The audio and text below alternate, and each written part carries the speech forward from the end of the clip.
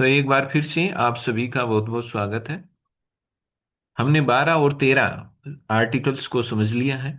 और अब हम यहां से हम जो असल में जो आपको मूल अधिकार मिलते हैं, जिनका आप उपयोग में लेते हैं, अपना जीवन संवारते हैं, अपने जीवन में आप आगे बढ़ते हैं, वो असल में जो वास्तविकता में जो मूल अधिकार हैं, वो मूल अधिकार यहाँ से स्टार्ट हो जाते हैं। जिन मूल अधिकारों का प्रयोग करके आप जीवन में आगे बढ़ते हैं, जो जीवन में आपके काम आते हैं। तो आर्टिकल नंबर 14 से स्टार्ट करेंगे।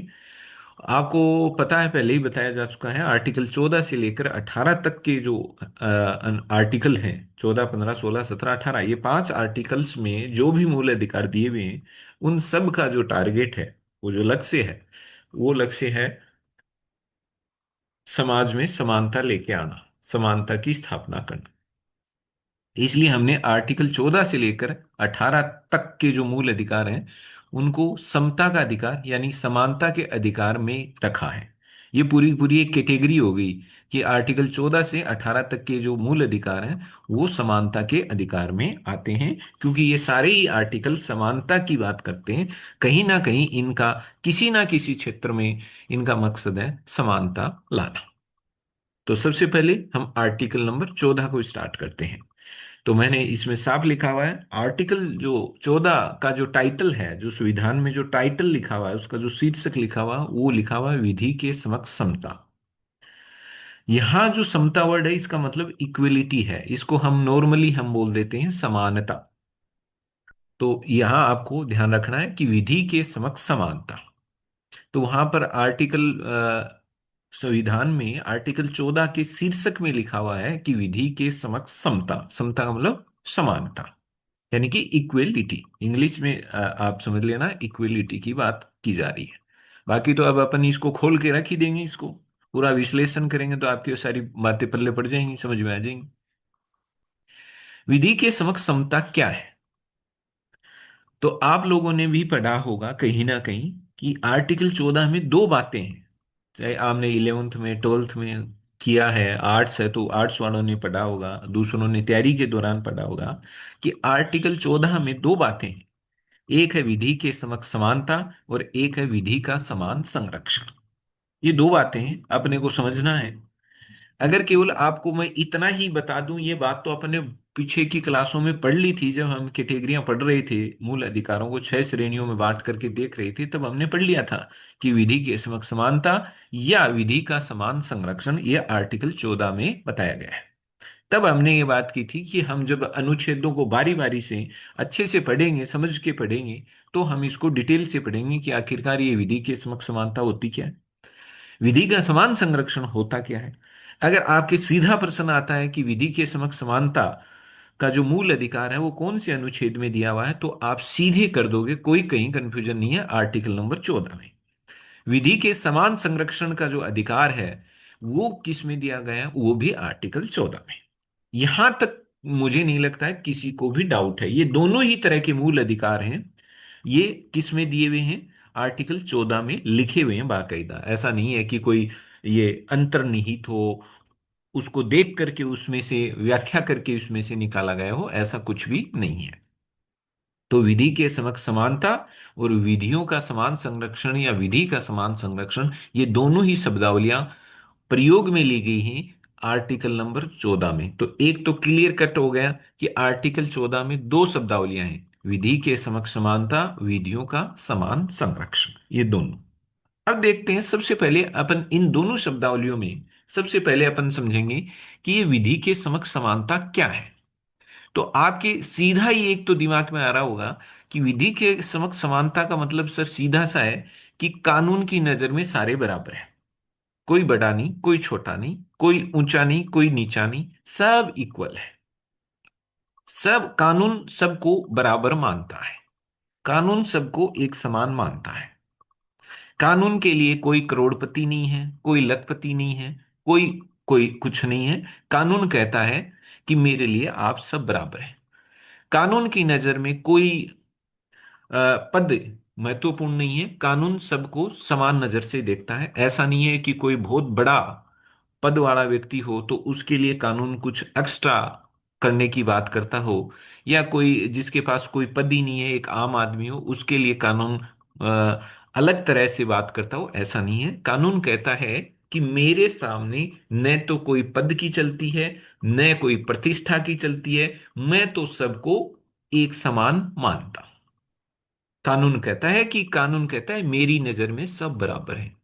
चाहे मुख्यमंत्री हो, चाहे प्रधानमंत्री हो, चाहे मंत्री हो, चाहे एक आम आदमी हो, अगर कोई भी कानून का उल्लंघन करेगा तो कानून उसको बिना ये देखे कि आप कितने बड़े आदमी हैं, आप क्या है, ये नहीं देखेगा। कानून ये देखेगा कि अगर आपने उल्लंघन किया है तो कानून के हिसाब से आपको सजा मिलेगी ही मिलेगी। चाहे आप प्रधानमंत्री हो, चाहे आप मुख्यमंत्री हो, मंत्री हो, चाहे आप आम आदमी हो, कानून तोड़ेंगे तो कानून तो सबको एक समान मानने का मतलब है कि कानून अपने हिसाब से, जब कानून तोड़ने पर कानून द्वारा जब सजा दी जाएगी तो ये नहीं देखा जाएगा कि कौन बड़ा है कौन छोटा है, कोई कुछ नहीं है। कानून कहता है कि सब मेरी नजर में बराबर है। तो ये है कानून की समक्ष समानता। अब देखो, इस 14 नंबर वाले में लिखा हुआ है, ये अनुच्छेद क्या कहता है, इसमें क्या लिखा हुआ है, एक बार वो आप देख लें। कि भारत के राज्य क्षेत्र में, यानी भारत के अंदर, किसी भी व्यक्ति को, यहां ध्यान रखना है, मैंने अंडरलाइन किया हुआ है, इन शब्दों को आपको थोड़ा गौर ध्यान से देखना है। किसी भी व्यक्ति को विधि के समक्ष समानता या विधियों के समान संरक्षण से वंचित नहीं किया जाएगा, ये आर्टिकल 14 कहता है। कि किसी भी व्यक्ति को, तो एक तो यहीं पर ध्यान दे लेना, मैंने आगे भी मेंशन कर दिया है, लिख दिया है कि इसमें एक तो आर्टिकल 14 में व्यक्ति शब्द है, नागरिक शब्द नहीं है। ये ऐसी छोटी छोटी बातें हैं जो आपको फंसाती हैं प्रश्न में। तो इसमें एक तो ये लिखा हुआ है व्यक्ति, ठीक है। दूसरा इसमें लिखा हुआ है कि राज्य है ना, राज्य को रोका जा रहा है इसमें। किस चीज से? राज्य को यह कहा जा रहा है कि आप गड़बड़ नहीं करोगे। क्या गड़बड़ नहीं करोगे? ऐसा नहीं करोगे आप किसी के लिए कोई खास विधि बना दो, किसी के लिए कोई विधि नहीं बनाओ, किसी के साथ आप कुछ अच्छा कर दो, किसी के साथ बुरा कर दो, ऐसा नहीं कर सकते। ये कह रहा है कि आप राज्य जो है, मतलब सरकार, मान लो आप सरकार जो है, वो सरकार का काम है कि सबको एक जैसा मानते हुए व्यवहार करना। ये विधि के समक्ष समानता की शुरुआत की मैं बात कर रहा हूं, बाद में तो इसमें आपको लगेगा ये सर चेंज ही हो गई। तो ये कह रहा है कि राज्य है ना, राज्य किसी भी व्यक्ति को, नागरिक नहीं, किसी भी व्यक्ति को विधि के समक्ष समानता से और विधियों के समान संरक्षण से वंचित नहीं कर सकता। वंचित का मतलब, ये जो मूल अधिकार है कि कानून के समक्ष आप बराबर माने जाएंगे, कोई बड़ा छोटा नहीं है, सबको बराबर माना जाएगा, इस मूल अधिकार से आपको राज्य भी वंचित नहीं कर सकता, राज्य भी छीन नहीं सकता। यानी राज्य ये नहीं कह सकता कि आप मेरे लिए कुछ नहीं है और वो फलाना आदमी मेरे लिए बड़ा खास है, विशेष है, ऐसा नहीं कर सकता। क्यों? क्योंकि विधि, क्योंकि ये मूल अधिकार कहता है कि कानून की नजर में सारे बराबर हैं, और राज्य भी कोई ऐसा कानून नहीं बना सकता जो इनमें क्या हो, असमानता पैदा करे। बात समझ में आ रही है? तो दोनों अधिकारों को, ये 14 नंबर क्या कह रहा है कि इन दोनों अधिकारों को कौन नहीं छीन सकता। क्या इसमें यह बात की गई है कि किसी भी व्यक्ति को किसी दूसरे व्यक्ति के द्वारा विधि के समक्ष समानता से और विधि के समान संरक्षण से कोई दूसरा व्यक्ति वंचित नहीं कर सकेगा? ऐसा नहीं लिखा हुआ है।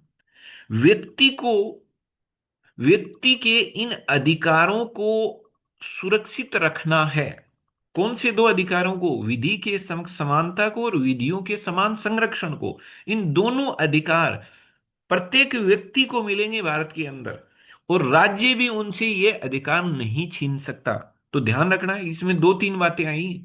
एक तो व्यक्ति शब्द आया है, विधि के समक्ष समानता ही है, विधियों का समान संरक्षण है, और राज्य को भी मना किया गया है कि आप भी कितना ही जोर मार लें, आप भी ये अधिकार उनसे छीन नहीं सकते, ना आप ऐसा कुछ कर सकते हैं कि जिससे कि लोग विधि की नजर में असमान हो जाएं। या ऐसा कुछ नहीं कर सकते कि विधि का संरक्षण लोगों को ना मिले। बात ठीक है।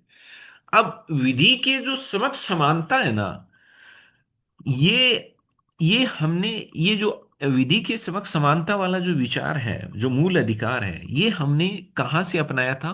ये हमने अपनाया था ब्रिटेन से। ये आपको ध्यान रखना है। ये मेरा जो मेरे से क्लास में पढ़े हुए हैं, उनसे तो उनको तो पता है कि ये सब लिखाए हुए भी हैं उनके नोट्स में, कि जो विधि के जो समक्ष समानता का जो विचार है, ये कहाँ से आया था? ब्रिटिश संविधान से। कहाँ से लिया? ब्रिटिश संविधान से। और एक और बात ध्यान रखनी है आपको। अगर आपसे कोई पूछे कि विधि के समक्ष जो समानता है, ये जो विचार है, ये विचार किस विद्वान की देन है? तो एक विद्वान हुए हैं डाइसी, ब्रिटेन के। डाइसी के जो विचार हैं, डाइसी किसकी बात करते हैं? Rule of law. वो कानून के शासन की बात करते हैं। उन्होंने कानून के शासन का एक सिद्धांत दिया था। उनके इसी कानून के सिद्धांत, कानून के शासन के सिद्धांत से ये विचार निकलता है। कौन सा? विधि के समक्ष समानता। तो आपसे कोई प्रश्न पूछ ले कि विधि के समक्ष समानता का विचार पर किस विद्वान के विचारों का प्रभाव है, या विधि के समक्ष समानता का विचार किस ब्रिटिश विचारक की देन है? तो ध्यान रखना है, डाइसी को आपको टिक करना है। पॉलिटिकल साइंस में तो आपको पढ़ना भी पड़ेगा। क्यों? क्योंकि डाइसी ने कानून के शासन का एक सिद्धांत दिया था कि शासन किसका होगा? कानून का होगा, व्यक्ति का नहीं, किसी पद का नहीं। शासन किसका होगा? कानून का। तो इसका मतलब हम कह रहे हैं कानून के शासन का जो उसका सिद्धांत था, उसमें विधि के समक्ष समानता का अधिकार उसमें निहित था, उसमें शामिल था, उसके अंदर था। ये कैसे? क्यों? क्योंकि कानून का शासन क्या कहता है? कानून का शासन का मतलब है कि चलेगी किसकी? कानून की। कानून सबसे ऊपर है। कानून के शासन का मतलब कानून सबसे ऊपर है। कोई व्यक्ति इससे ऊपर नहीं है, कोई पद इससे ऊपर नहीं है। सब कानून के अधीन है, सब कानून के अनुसार काम करेंगे, सब पर कानून लागू होगा। कानून को छेड़ोगे तो कानून सबके साथ एक जैसा ही व्यवहार करेगा। कानून सबको सबक सिखाते वक्त ये नहीं देखेगा कि आप क्या है। इसे हम कहते हैं कानून का शासन। रूल ऑफ लॉ ही भारत में है। भारत में भी कानून का शासन है। कानून के शासन का मतलब ही यही हो गया कि कानून सबसे ऊपर है, बाकी सब कानून के नीचे है, और कानून सब पर लागू होता है। चाहे आप मंत्री हो, चाहे आप प्रधानमंत्री हो, चाहे आप मुख्यमंत्री हो, सब पर कानून काम करता है। कोई कानून से ऊपर नहीं है। कानून का जो उल्लंघन करेगा, उसको कानून के हिसाब से सजा मिलती है। यह है कानून का शासन। व्यक्ति का शासन क्या होता है? व्यक्ति के शासन का मतलब है कि व्यक्ति अपनी मनमर्जी से शासन चलाता है। वहां व्यक्ति के शासन का मतलब है कि व्यक्ति कानून से ऊपर है। कानून, कानून के शासन में कानून ऊपर है, व्यक्ति के शासन में व्यक्ति की मनमर्जी चलती है। वो अपने हिसाब से नियम बनाता है जो उसको ठीक लगे। और वो जो नियम बनाता है वो औरों पर लागू होते हैं, खुद पर लागू नहीं होते। जैसे राजा का शासन। राजा के शासन में भी नियम तो होंगे, बिना नियमों के तो काम ही नहीं चलेगा, समाज चलेगा कैसे? लेकिन वो नियम खुद के लिए नहीं होते, औरों के लिए होते हैं। जबकि कानून के शासन में जो नियम होंगे वो सबके लिए होंगे। जिसने नियम बनाया वो भी नियमों के अधीन होता है। इसलिए आप ये देखो, कानून के शासन में ये थोड़ी है कि मंत्री, मुख्यमंत्री, प्रधानमंत्री हैं वो कानून से ऊपर हैं, उन पर कानून काम नहीं करता। नहीं, ऐसा नहीं है। किसी ने भी, चाहे मंत्री हो, मुख्यमंत्री हो, प्रधान, कानून जो तोड़ेगा, कानून के अनुसार उनके लिए भी प्रावधान है। उनके भी खिलाफ केस होते हैं, उनको भी कोर्ट में जाना पड़ता है, उनकी भी कोर्ट में हाजिरी लगती है। तो इसका मतलब कानून ऊपर है। तो डाइसी एक विचारक हैं ब्रिटेन के, उन्होंने रूल ऑफ लॉ की बात की। और जब हम रूल ऑफ लॉ की बात करते हैं कि कानून का शासन है, इसका मतलब कानून सबसे ऊपर है। तो इसका मतलब क्या है? इसका मतलब ये है कि चलेगी किसकी? कानून की। तो इसका, आपको नहीं लगता कानून के शासन ने कानून के समक्ष समानता नहीं ला दी क्या? भाई, कानून सबसे ऊपर होने का मतलब है कि कानून पद देख करके व्यवहार नहीं करेगा। कानून आपकी पोस्ट नहीं देखेगा, कानून आपकी हैसियत नहीं देखेगा। कानून कहता है कि जो, कानून कहता है कि सब मेरे लिए बराबर हैं। तो आपको नहीं लगता कानून के शासन से विधि के समक्ष समानता आती है? कानून का शासन विधि के समक्ष समानता लाता है। इसलिए तो हम कह रहे हैं कि विधि के समक्ष समानता का जो अधिकार है, वो अधिकार आता कहां से है? ब्रिटिश विचारक डाइसी के कानून के शासन के सिद्धांत से आता है। और ये जो ब्रिटेन ब्रिटेन का जो संविधान है, इस ब्रिटेन, अब आप कहोगे सर ब्रिटेन का संविधान तो लिखित है ही नहीं। ब्रिटेन का संविधान लिखित नहीं है तो क्या हुआ? अलिखित तो है। ब्रिटेन में कानून तो है। ब्रिटेन में वहां की न्यायपालिकाओं ने न्यायिक व्याख्याएं तो कर रखी हैं। वहां परंपराएं तो चलती हैं। तो उसी को हम संविधान बोल रहे हैं। तो ये जो जो डाइसी थे, उन डाइसी ने ही ब्रिटेन में जो कुछ चल रहा था, जो कुछ व्यवस्थाएं चल रही थी, उन्हीं को फिर परिष्कृत रूप से एक कानून के शासन के सिद्धांत के रूप में उनकी व्याख्या की। इसलिए तो अपन कहते हैं कि भाई, जब विचारक की बात आए तो अपन ये कहेंगे कि ये विधि के समक्ष समानता का जो विचार है वो डाइसी के विचारों से प्रभावित है, डाइसी के विचारों से निकला हुआ है। और जब हमें ये पूछा जाए कि ये कौन से देश से हमने अपनाया, तो आपको पता है कि ये ब्रिटेन के विचारक थे। और ब्रिटिश जो संविधान था, उसकी इन्होंने बहुत अच्छे से उसको व्यवस्थित ढंग से जचाने का काम किया था। और इसी जचाने के क्रम में, इसी को व्यवस्थित करने के क्रम में, इन्होंने विधि के समक्ष समानता का अपना सिद्धांत दिया था। इसलिए विधि के समक्ष जो समानता है, वो ब्रिटेन के संविधान में है। और वहीं से हमने ये सिद्धांत इसको अपना लिया। तो कुल मिलाकर के बात ये है कि विधि के समक्ष समानता का जो अपना अधिकार है, वो हमने ब्रिटेन से अपनाया है। और इस वाले विचार पर ब्रिटिश विचारक डाइसी का प्रभाव है। फिर आपके ये आता है कि ये जो विधि के समक्ष जो समानता है, ये एक नकारात्मक विचार है। ये कैसे है? नकारात्मक विचार हम क्यों कह रहे हैं कि विधि के जो समक्ष समानता है ना, ये एक नकारात्मक है, सकारात्मक नहीं है। वो इसलिए कह रहे हैं क्योंकि विधि के समक्ष समानता का मतलब कानून क्या कह रहा है? सारे बराबर हो मेरे लिए। ध्यान से समझना।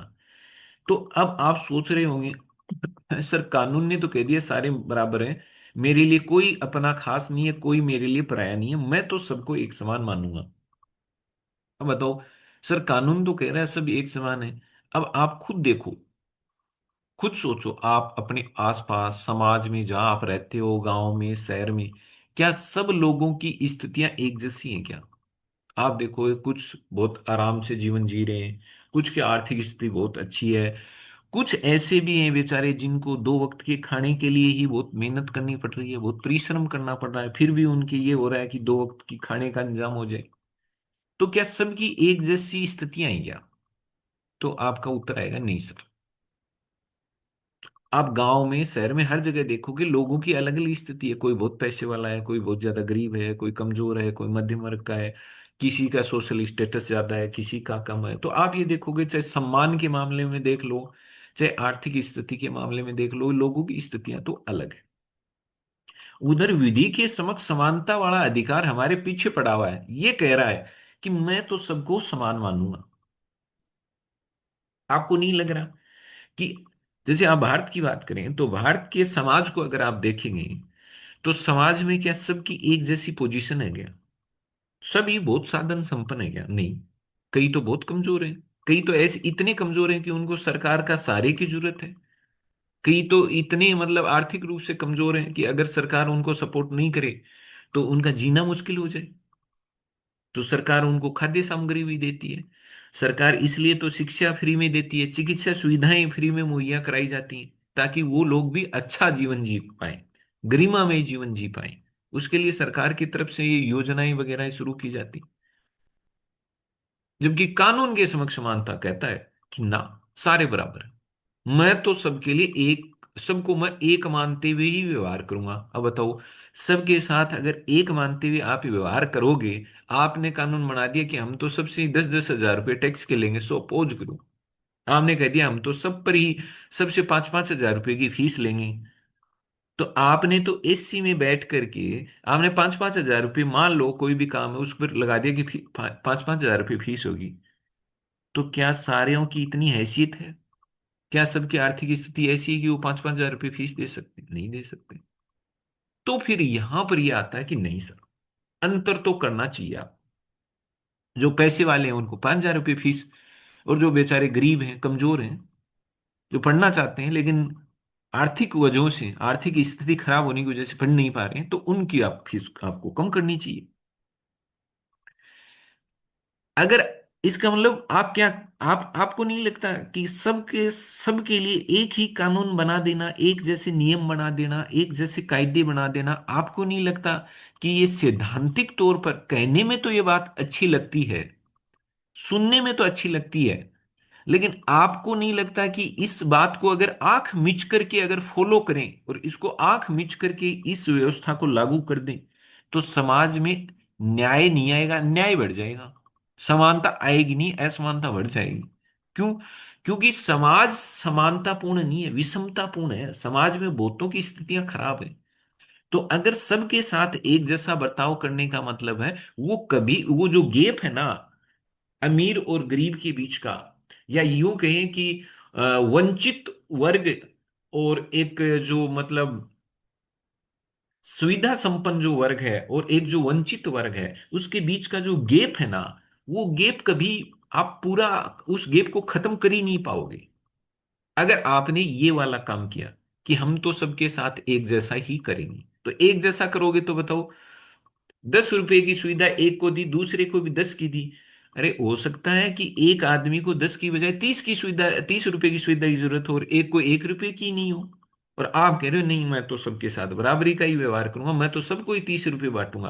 तो आप कहोगे सर ये ज्यादा प्रैक्टिकल बात नहीं है, समाज में ऐसा चल नहीं सकता सर।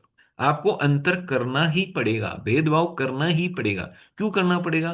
क्योंकि कोई बहुत सारे कमजोर हैं, बहुत सारे वंचित हैं, बहुत सारे मतलब गरीब हैं। तो उनको अगर ऊपर उठाना है, उनको समाज की मुख्य धारा में लाना है, तो उसके लिए आपको विशेष प्रयास करने पड़ेंगे, उनको एक्स्ट्रा फैसिलिटी देनी पड़ेंगी, विशेष सुविधाएं देनी पड़ेंगी केवल उनको, ताकि वो औरों के बराबर आ जाएं। औरों के बराबर आएंगे तभी तो समाज का, अपन कहेंगे इसका संपूर्ण विकास हुआ है, समाज का समग्र विकास हुआ है।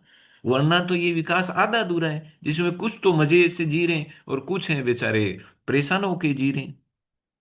कुछ हैं वो अपनी आवश्यकताओं, नीड्स को पूरा करने में ही उनका जीवन गुजर रहा है, और कुछ हैं वो लग्जरी लाइफ जी रहे हैं। तो कहने का मतलब ये है कि विधि के जो समक्ष समानता वाला जो अधिकार है, इसकी जो नेचर है, जो प्रकृति है, वो नकारात्मक है। क्यों? क्योंकि ये कमजोर जो वंचित हैं, उनको ये विशेष सुविधाएं देने की बात नहीं करता। ये नहीं देखता कि भाई लोगों की स्थितियां कईयों की बड़ी खराब है, तो उनके लिए आपको कुछ एक्स्ट्रा करना पड़ेगा, विशेष करना पड़ेगा, औरों से हट के करना पड़ेगा, केवल उनके लिए करना पड़ेगा। तभी वो समाज की मुख्य धारा में शामिल हो पाएंगे। जबकि कानून के समक्ष समानता कहती है हम तो नहीं करेंगे, तो ये नकारात्मक हो गया ना। ये कह रहा है कि आपको कुछ भी नहीं करना, बस आपको सबको बराबर मानना है, बस इतना करना है। तो इसका मतलब नकारात्मक। सकारात्मक का मतलब आपसे ये कहा जा रहा है कि आप कुछ कीजिए, तब होता सकारात्मक। नकारात्मक में क्या कहा जा रहा है ना, कुछ नहीं करना है, आपको सबको बराबर मानना है। आपको ऐसा नहीं है आगे आकर के किसी गरीब को आप 1,000 रुपये दे रहे हो, 5,000 रुपये दे रहे हो, 10,000 रुपये दे रहे हो ना, ये कर रहे हो तो इसका मतलब आपने अमीर के साथ गड़बड़ कर दी, अमीर को दिए नहीं, गरीब को दे दी, असमानता होगी। ये तो भेदभाव हो गया। तो ये कह रहा है ना, ऐसा नहीं, एक को नहीं, फिर तो सबको दो आप 10-10 हजार रुपये। ये हो गई कानून के समक्ष समानता। इसलिए मैंने आपको बताया है कि ये एक नकारात्मक विचार है। क्यों? क्योंकि ये लोगों की परिस्थितियां नहीं देखता, लोगों की स्थिति क्या है उनको नहीं देखता, बस ये तो कहता है कि मेरी नजर में सारे लोग बराबर हैं, सारे व्यक्ति बराबर हैं, मैं किसी को भी विशेष अधिकार नहीं दूंगा, मैं किसी को भी विशेष सुविधाएं नहीं दूंगा, मैं तो सबको समान मानता हूं, मेरे लिए कोई पद महत्व नहीं है, मेरे लिए आम आदमी भी उतना ही महत्वपूर्ण है जितना मेरे लिए कोई पैसे वाला है या कोई बड़ा पदाधिकारी। तो एक नजर में तो आपको ये ठीक लगता है कि यार जैसे कोई आपराधिक मामला है, किसी ने कोई अपराध कर दिया, तो उस अपराध के लिए जब आप सजा देते हो और तब अगर आप ये देखते हो नहीं ये तो कोई बड़ा आदमी है, बहुत पैसे वाला है, कोई बड़ी पोस्ट पर है, बड़े बड़े पद पर है, उसको कम सजा देते हो, गरीब व्यक्ति को अगर आप ज्यादा सजा देते हो, ये वर्गीकरण तो गलत है सर। तो वहां तो ये कानून के समक्ष समानता आपराधिक मामलों में तो आपको बिल्कुल सही है कि हाँ ठीक है, अपराध कोई भी करे, वहां पर अंतर नहीं, वहां आप पद प्रतिष्ठा मत देखो, वहां चाहे आम आदमी हो चाहे बड़े से बड़ा आदमी हो, अपराध जो किया है उस अपराध के लिए कानून में जो सजा है वो सबको समान रूप से मिलनी ही चाहिए, वहां कानून के समक्ष समानता ठीक है। लेकिन हर एक जगह कानून के समक्ष समानता ठीक नहीं है। क्यों?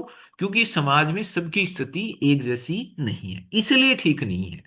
तो इसका मतलब आप ये कहना चाह रहे हैं कि कानून के समक्ष समानता में भी आपको असमानता वाला व्यवहार करना पड़ेगा, किसी के साथ कुछ खास व्यवहार करना बिल्कुल करना पड़ेगा, इसका मतलब विधि के समक्ष समानता में भी भेदभाव का विचार अंतर्निहित है।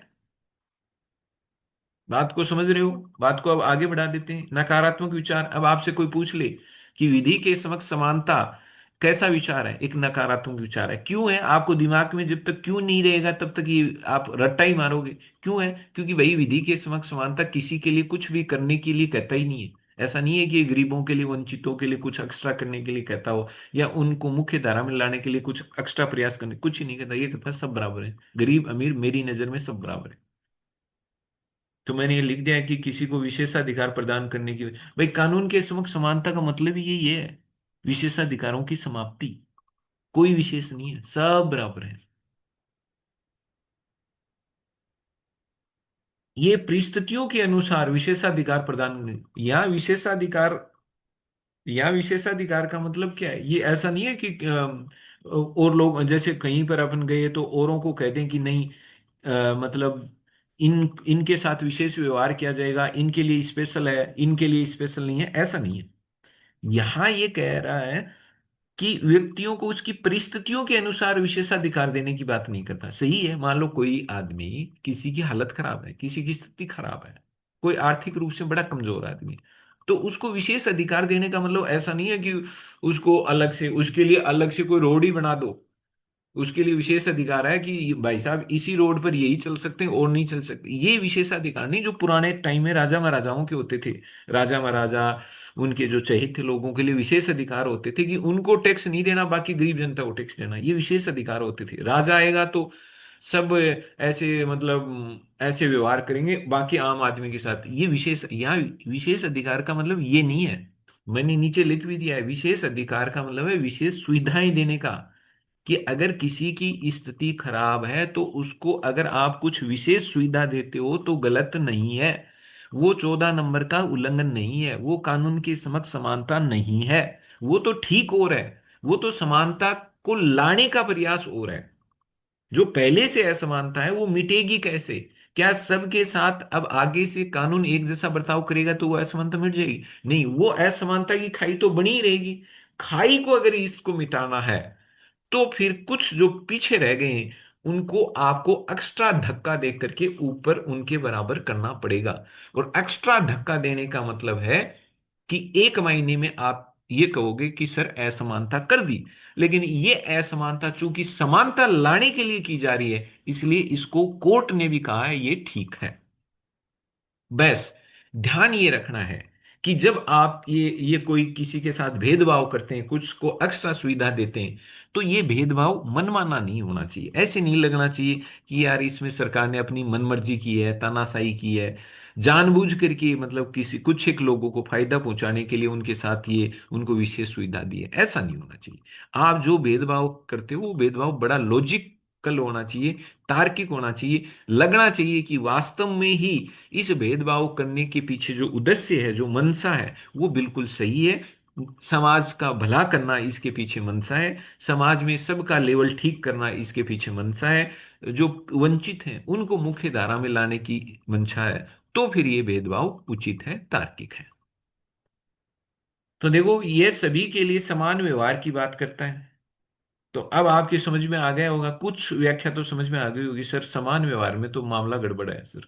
समान व्यवहार कैसे करेंगे, कुछ बहुत ज्यादा गरीब हैं, कुछ बहुत ज्यादा कमजोर हैं, तो उनके साथ व्यवहार समान कैसे करेंगे? इसका मतलब है कि सभी व्यक्तियों पर एक समान विधि लागू होगी। किसका मतलब है? विधि के समक्ष समानता की। दूसरे को डिस्कस नहीं किया मैंने अभी, विधि का समान संरक्षण बाद में करेंगे। ये जो दूसरा जब डिस्कस करेंगे तो आपको समझ में आ जाएगा कि भारत के संविधान निर्माताओं ने कितना बैलेंस किया था। उनको ध्यान था कि भारत का जो समाज है वो बड़ा विषमता मूलक है। भारत में ऐसा नहीं है सबकी स्थितियां तगड़ी हैं, सबकी आर्थिक स्थिति अच्छी है, बेहतर है, शानदार है, इसलिए विधि के समक्ष समानता रखो। विधि का समान संरक्षण भी जरूरी है। क्यों?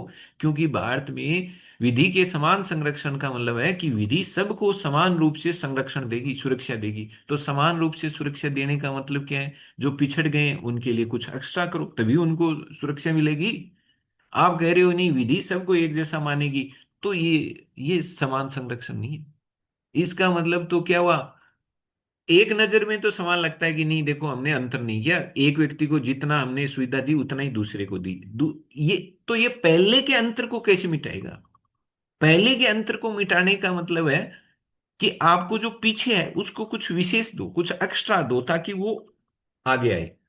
और एक्स्ट्रा देने का मतलब है कि विधि ने आपकी सुरक्षा की, और सुरक्षा कैसे की? आपको कुछ एक्स्ट्रा दे करके। क्यों एक्स्ट्रा दिया? क्योंकि इसकी जरूरत है। तो विधि का समान संरक्षण का मतलब है भेदभाव करो। विधि के समान संरक्षण का मतलब क्या है? भेदभाव करो। लेकिन फिर वही बात आती है, आप भेदभाव करने लग जाओ जाति के आधार पर, धर्म के आधार पर, ऐसे ही मतलब रंग के आधार पर, जन्म स्थान के आधार पर, निवास स्थान, मतलब ऐसे बेतुके आधार पर जो अतार्किक आधार है उनके आधार पर भेदभाव मत करो। भेदभाव भी करते हो तो उस भेदभाव का जो आधार है ना, वो सही होना चाहिए, युक्ति युक्त हो, रिजनेबल हो, रेशनल हो, तार्किक हो, सही हो। ऐसे थोड़ी ऐसे ही बेतुके आधार पर आप कल को अंतर करना शुरू कर दो, ये नहीं होना चाहिए। भेदभाव का आधार ऐसा होना चाहिए कि उससे ये लगे कि हाँ वाकई में ही समाज का भला हो रहा है। ऐसा नहीं हो कि अब आपको कह दिया गया कि आप भेदभाव कर सकते हैं, और आप आप ये बहाना कर रहे हो कि नहीं हमने भेदभाव समाज के भले के लिए किया, जबकि सबको दिख रहा है ये भेदभाव के पीछे ना कुछ लोगों का ही भला कर रहे हो, और अपने लोगों का भला कर रहे हो, बाकी आपको आम जनता से कोई लेना देना नहीं। ऐसा भेदभाव नहीं हो सकता। तो विधि के समान संरक्षण भेदभाव की बात करेगा, लेकिन भेदभाव कैसा होना चाहिए? उचित, तार्किक, वही न्याय संगत हो। चाहे व्यक्ति का पद प्रतिष्ठा कुछ भी हो, विधि के समक्ष समान माने जाएंगे। ये तो हो गई विधि के समक्ष समानता। तो ध्यान रखना, विधि के समक्ष समानता का विचार कहाँ से लिया गया है? ब्रिटिश संविधान से लिया गया है। और ये इस पर किस विचारक का प्रभाव है? डाइसी। डाइसी के कानून के शासन के सिद्धांत से ये विचार निकला है। कौन सा? विधि के समक्ष समानता। और डाइसी एक बहुत प्रमुख विचारक है जिन्होंने ब्रिटिश संविधान की व्याख्या की थी, उसको सैद्धांतिक रूप दिया था। तो एक बार फिर से आप सभी का स्वागत है। अपन पढ़ रहे हैं आर्टिकल नंबर 14 को, जो विधि के समक्ष समानता की बात करता है और विधि के समान संरक्षण की बात करता है। हमने विधि के समक्ष समानता को कल अच्छे से समझ लिया था कि ये ब्रिटेन के संविधान से लिया गया है। और ये विधि के समक्ष समानता का जो विचार है वो ब्रिटिश विचारक डाइसी के जो कानून के जो शासन का जो उनका सिद्धांत है, उसी से ये विचार आया है। विधि के समक्ष समानता वाला जो मूल अधिकार है, उस पर डाइसी का जो कानून के शासन का जो सिद्धांत है, उसका इस पर प्रभाव है, इसका असर है, उसी से ये विचार आया है। इसलिए अगर अपने ऐसे प्रश्न आता है कि विधि के समक्ष समानता का जो मूल अधिकार है वो हमने कहाँ से अपनाया है, तो वो आएगा ब्रिटेन से। फिर आपको मैंने ये भी बताया था कि एक नकारात्मक किस्म का विचार है, क्योंकि यह सबको एक ही तरीके से हाँकने का काम करता है, ये सबके साथ एक ही तरह का ट्रीट करने का, व्यवहार करने का बात करता है। ये उनकी जो लोगों की जो स्थितियां हैं, उनकी सामाजिक स्थिति क्या है, आर्थिक स्थिति क्या है, ये उनके लिए कोई मैटर नहीं करती। ये सबको एक ही नजर से देखता है, एक ही चश्मे से ये देखता है। इसलिए हम इसको एक नकारात्मक विचार के रूप में कहते हैं कि एक नकारात्मक विचार है, क्योंकि यहाँ पर है ना, राज्य खुद आगे चल करके कुछ एक्स्ट्रा सुविधाएं, जो कमजोर लोग हैं, वंचित लोग हैं, उनके लिए कुछ एक्स्ट्रा करने की बात राज्य के द्वारा नहीं की जाती। इसमें सीधा सा कहा गया है कि मतलब कानून के समक्ष जो सारे के सारे समान हैं, और राज्य कुछ भी ऐसा नहीं करेगा जिससे कि जो व्यक्ति है, उसका जो कानून के समक्ष समानता का मूल अधिकार है, उस वो उससे छीना जाए। यानी कि राज्य है वो इन ये जो कानून के समक्ष समानता और विधियों के समान जो संरक्षण वाले मूल अधिकार से किसी भी व्यक्ति को वंचित नहीं कर सकता। हमने ये भी देखा था कि यहाँ पर व्यक्ति शब्द है, नागरिक शब्द नहीं है। फिर हमने इसको ये अंडरस्टैंड किया था कि नहीं, ऐसा नहीं है। आप सभी लोगों के लिए एक जैसे अगर आप कानून बनाते हैं, एक ही कानून सभी तरह के लोगों पर लागू करते हैं, तो चीजें गड़बड़ा सकती हैं। उससे समानता आने की बजाय असमानता होगी, अन्याय हो जाएगा। क्यों? क्योंकि समाज में सबकी स्थिति एक जैसी नहीं है। तो इसका मतलब क्या भेदभाव करना जरूरी है? तो हम ये कह सकते हैं कि हाँ, बिल्कुल भेदभाव करना जरूरी है। क्योंकि बिना भेदभाव किए तो जो समाज में जो वंचित तबका है, जो कमजोर तबका है, जो पिछड़ा हुआ तबका है, उसको हम ऊपर नहीं उठा सकते, उसको समाज की मुख्य धारा में हम नहीं ला सकते। तो उनके लिए हमें उनके साथ कुछ स्पेशल ट्रीट करना पड़ेगा, उनके साथ हमें कुछ विशेष व्यवहार करना पड़ेगा, जिससे कि वो भी मुख्य धारा में, समाज की मुख्य धारा में शामिल हो सके। तो इसका मतलब ये जो आर्टिकल 14 है, जहां पर हम एक जैसे ही हम इसको पढ़ते हैं तो ऐसे लगता है कि कानून सब पर समान रूप से लागू होगा, कानून के द्वारा कोई भेदभाव नहीं किया जाएगा, कानून किसी को ही बख्शेगा नहीं, कानून कानून के ऊपर किसी पद का, किसी योग्यता का कोई असर नहीं होगा, उसके लिए सारे बराबर होंगे। लेकिन दूसरी तरफ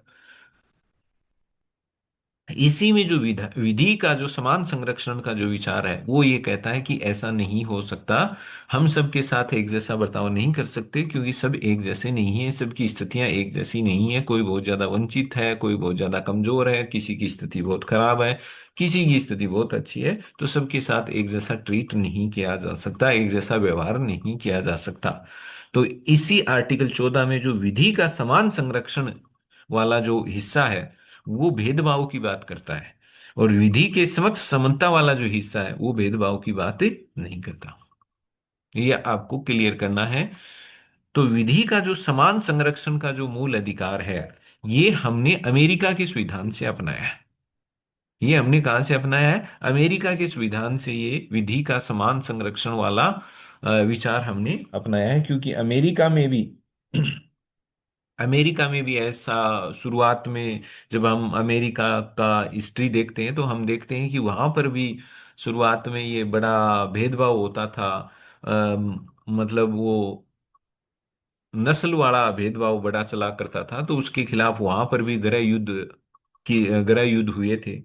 तब वहां पर भी ये आया था कि जिन्होंने मतलब इस तरह के इतिहास में भेदभाव झेले हैं, जो बहुत ज्यादा पीछे रह गए हैं, अब उनको समाज में हमें मुख्य समाज में उनको हमें मुख्य धारा में मुख्य धारा में लेके आना है। और मुख्य धारा में लाने के लिए हमें उनके लिए कुछ अफर्मेटिव एक्शन, अमेरिका में इसी चीज को हम अफर्मेटिव एक्शन कहते हैं, सकारात्मक कार्यवाही। यानी अमेरिका में यह कहा जाता है कि आपको कुछ सकारात्मक कार्यवाही करनी पड़ेगी। सकारात्मक का मतलब सरकारों को, जो लोग समाज में वहां पर जो पहले इस ये जो नस्लीय जो भेदभाव चला करते थे, फिर उनके खिलाफ गृह युद्ध हुआ। फिर ये हुआ कि अब जो जिन जिन लोगों ने ऐसे भेदभाव सहे, उनको अब हमें मुख्य धारा में लाना है, तो उनके लिए हमें कुछ विशेष करना पड़ेगा, कुछ एक्स्ट्रा उनको सुविधाएं, फैसिलिटी देनी पड़ेगी। और वहां अमेरिका में उसको सकारात्मक एक्शन कहा गया, अफर्मेटिव एक्शन कहा गया, सकारात्मक कार्रवाई का नाम वहां पर दिया गया था। ऐसे ही ये इसलिए वहीं से हमने ये विधि का समान संरक्षण वाला विचार हमने अपनाया, कि भाई ऐसा है कि विधि सबके लिए एक जैसा करना ठीक नहीं है। तो विधि का समान संरक्षण ये कहता है कि विधि तक सबकी पहुंच बराबर हो। और विधि तक सबकी पहुंच कैसे बराबर होगी? क्योंकि कोई की स्थिति बहुत ज्यादा वीक है तो किसी की स्थिति बड़ी स्ट्रोंग है। तो ऐसा करना पड़ेगा। विधि तक सबकी पहुंच करने के लिए हमें विधि को अलग अलग बनाना पड़ेगा। मतलब विधि विधि में हमें अंतर करना पड़ेगा। जो एक ही तरह के लोगों के लिए अलग विधि और दूसरी तरह के लोगों के लिए दूसरे टाइप की विधि, यानी इसको मैं ये कह सकता हूं कि जहां विधि के समक्ष समानता ये कहती है कि कानून की नजर में सारे बराबर हैं, तो वहीं विधियों का समान संरक्षण ये कहता है कि सारे बराबर नहीं है। इसलिए हमें अलग अलग लोगों के लिए अलग अलग कानूनों की जरूरत पड़ेगी। क्यों? क्योंकि सारों की स्थितियां बराबर नहीं है, इसलिए हमें कुछ के लिए एक्स्ट्रा प्रयास करने पड़ेंगे, अतिरिक्त एफर्ट करने पड़ेंगे, कुछ विशेष सुविधाएं देनी पड़ेंगी। इसलिए हमें उनके लिए अलग कानूनी प्रावधानों की, अलग नियमों की, अलग कानूनों की जरूरत पड़ेगी। तो हम सब के लिए एक जैसा नियम कानून कायदे नहीं बना सकते हैं। तो ध्यान रखना है, विधि का समान संरक्षण भेदभाव की बात करता है। अब हम आगे पढ़ेंगे कि किस तरह के भेदभाव। ऐसे तो मतलब आप कोई भी किसी भी आधार पर आप भेदभाव कर दोगे क्या? तो ध्यान रखना है कि ये जो विधि का समान संरक्षण ये कहता है कि आप आपको भेदभाव करना है। और भेदभाव आप किन के लिए कर रहे हैं? आप भेदभाव कर रहे हैं कि जो वंचित तबका है ना, उसको आपको मुख्य धारा में लाना है, उनको ऊपर उठाना है, उनका विकास करना है। उसके लिए आप भेदभाव कर रहे हैं। और भेदभाव क्या कर रहे हैं? कि आप उनको कुछ एक्स्ट्रा व्यवहार कर रहे हैं, उनके साथ कुछ विशेष व्यवहार कर रहे हैं, उनको कुछ एक्स्ट्रा सुविधाएं दे रहे हैं। बस इतना ही आप कर रहे हैं। और ऐसा इसलिए कर रहे हैं ताकि उनका विकास हो सके। तो विधि का समान संरक्षण भेदभाव की बात तो करता है। ध्यान रखना है, ये विधि का जो समान संरक्षण है ये हमने अमेरिका से अपनाया है। और ये अब आपको ये भी ये आइडिया लग गया होगा कि ये जो है वो एक सकारात्मक विचार है। सकारात्मक क्यों कह रहे हैं? क्योंकि यहाँ विधि का समान संरक्षण कहता है कि सरकार को, राज्य को आगे आकर के जो पिछड़ गए हैं, जो वंचित हैं, जो कमजोर हैं, उनको, उनके लिए आपको कुछ एक्स्ट्रा प्रयास करने पड़ेंगे। तो ये सकारात्मक इस मायने में है क्योंकि यहां पर राज्य को कुछ एक्स्ट्रा करने की जिम्मेदारी है, कि राज्य को कुछ आगे आकर के वंचितों के लिए कुछ एक्स्ट्रा करना पड़ेगा। तो ये जो बात है कि एक्स्ट्रा करना पड़ेगा, यही इसको सकारात्मक बना देती है। वहां पर हमने मना किया है कि कुछ भी नहीं करना है, बस कानून की नजर में सारे बराबर हैं। वहां राज्य से ये नहीं कहा गया है कि आपको आगे आना है, कुछ किसी को कुछ खास सुविधाएं देनी विशेष, ऐसा कुछ नहीं है। लेकिन यहाँ ये है कि जो लोग पिछड़े हुए हैं, जो लोग कमजोर हैं, जो लोग वंचित हैं, उनके लिए आपको कुछ एक्स्ट्रा एफर्ट करना पड़ेगा। और वो आपको करना चाहिए। अगर आप वो करते हैं तो ये कानून के समक्ष समानता का उल्लंघन नहीं है। तो आप ये देखोगे कि विधि के समान संरक्षण से जो समानता की जो डेफिनेशन निकल के आती है, जो परिभाषा निकल के आती है, वो परिभाषा कुछ इस तरह से आती है कि विधि का समान संरक्षण ये कहता है कि सबके साथ एक जैसा बर्ताव समानता नहीं है। तो समानता क्या है? समानता असमानों के साथ असमान व्यवहार करना समानता है। बात को समझना है आपको। असमानता, असमानता क्या है? असमानता है कि जो असमान लोग हैं उनके साथ असमान व्यवहार किया जाए। एक बहुत पैसे वाला है, एक बहुत गरीब व्यक्ति है, आप सबको कह रहे हो कि आप सबसे है ना 100 100 रुपए टैक्स के लिए जाएंगे, तो ये तो गलत है ना। बहुत पैसे वाले से ज्यादा टैक्स लो, बहुत कम पैसे वाले से कम लो, जिसके पास बहुत कम है उसे लो ही मत। ऐसा होना चाहिए ना। तो इसका मतलब ये है कि असमानों के साथ असमान व्यवहार और समानों के साथ समान व्यवहार। समानों के साथ का मतलब जो एक जैसी स्थिति वाले हैं उनके साथ एक जैसा व्यवहार, और जो अलग स्थिति वाले हैं उनके साथ अलग तरह का व्यवहार किया जाए। ऐसा नहीं है कि अमीर और गरीब के लिए एक जैसे आप कानून बना दो। तो इसका मतलब दो अलग अलग स्थिति के लोग हैं, एक अमीर है एक गरीब है, उनके साथ आप एक ही तरह से कैसे ट्रीट कर सकते हैं, एक ही तरह से कैसे व्यवहार कर सकते हैं। अगर एक तरह से व्यवहार करते हैं तो वास्तव में ये असमानता है, ये अन्याय है। क्योंकि गरीब जो व्यक्ति है उसके लिए कुछ एक्स्ट्रा करने की जरूरत है। तो इसका मतलब विधि का समान संरक्षण ये कह रहा है कि असमानों के साथ असमान व्यवहार किया जाए। यहाँ एक अमीर है एक गरीब है, ये असमान है, तो इनके साथ व्यवहार भी आपको क्या करना है, असमान करना है। अमीर के साथ अलग तरह का व्यवहार, गरीब के साथ अलग तरह का व्यवहार। तो जब आप अलग तरह का व्यवहार करते हैं तो इसका मतलब आप भेदभाव कर रहे हैं। तो अब प्रश्न ये आया कि जो विधि के समान संरक्षण के अनुसार जब आप भेदभाव करोगे, किसी को विशेष सुविधाएं दोगे आप, तो ये जो भेदभाव जो होगा ना, ये भेदभाव, जब आप भेदभाव करते हो तो भेदभाव के लिए भी कोई ना कोई तो आधार चुनते हो। जैसे हम लोग ये बातें सुनते ही रहते हैं कि धर्म के आधार पर भेदभाव, जाति के आधार पर भेदभाव, जन्म स्थान के आधार पर भेदभाव, लिंग के आधार पर भेदभाव, ये इस तरह की मूल वंश के आधार पर। हम 15 नंबर आर्टिकल में बात करेंगे इन सब की। तो ये क्या ये कह रहा है कि जो 14 नंबर का जो विधि का समान संरक्षण जो कह रहा है कि आप भेदभाव कर सकते हो, लेकिन भेदभाव का जो आधार है ना, वो आप आधार कोई ऐसे बेतुका नहीं बना सकते कि आप भेदभाव कर रहे हो, किसी के साथ कुछ अलग तरह का व्यवहार, किसी के साथ कुछ अलग तरह का व्यवहार कर रहे हो, और वो कर रहे हो उनकी जाति देख करके, उनका धर्म देख करके, वो पुरुष है कि महिला ये देख करके, वो कहाँ से हैं, कहाँ पर जन्म लिए हुए हैं, कहाँ पर जन्मे हुए, ये देख करके। अगर आप ऐसे आधारों के आधार पर अगर भेदभाव करते हो, तो ये भेदभाव के परमिशन 14 नहीं देता। आर्टिकल 14 ये कहता है कि आप भेदभाव कीजिए, क्योंकि भेदभाव तो करना पड़ेगा ना, जो जो वंचित हैं उनको ऊपर उठाने लिए भेदभाव तो करना पड़ेगा।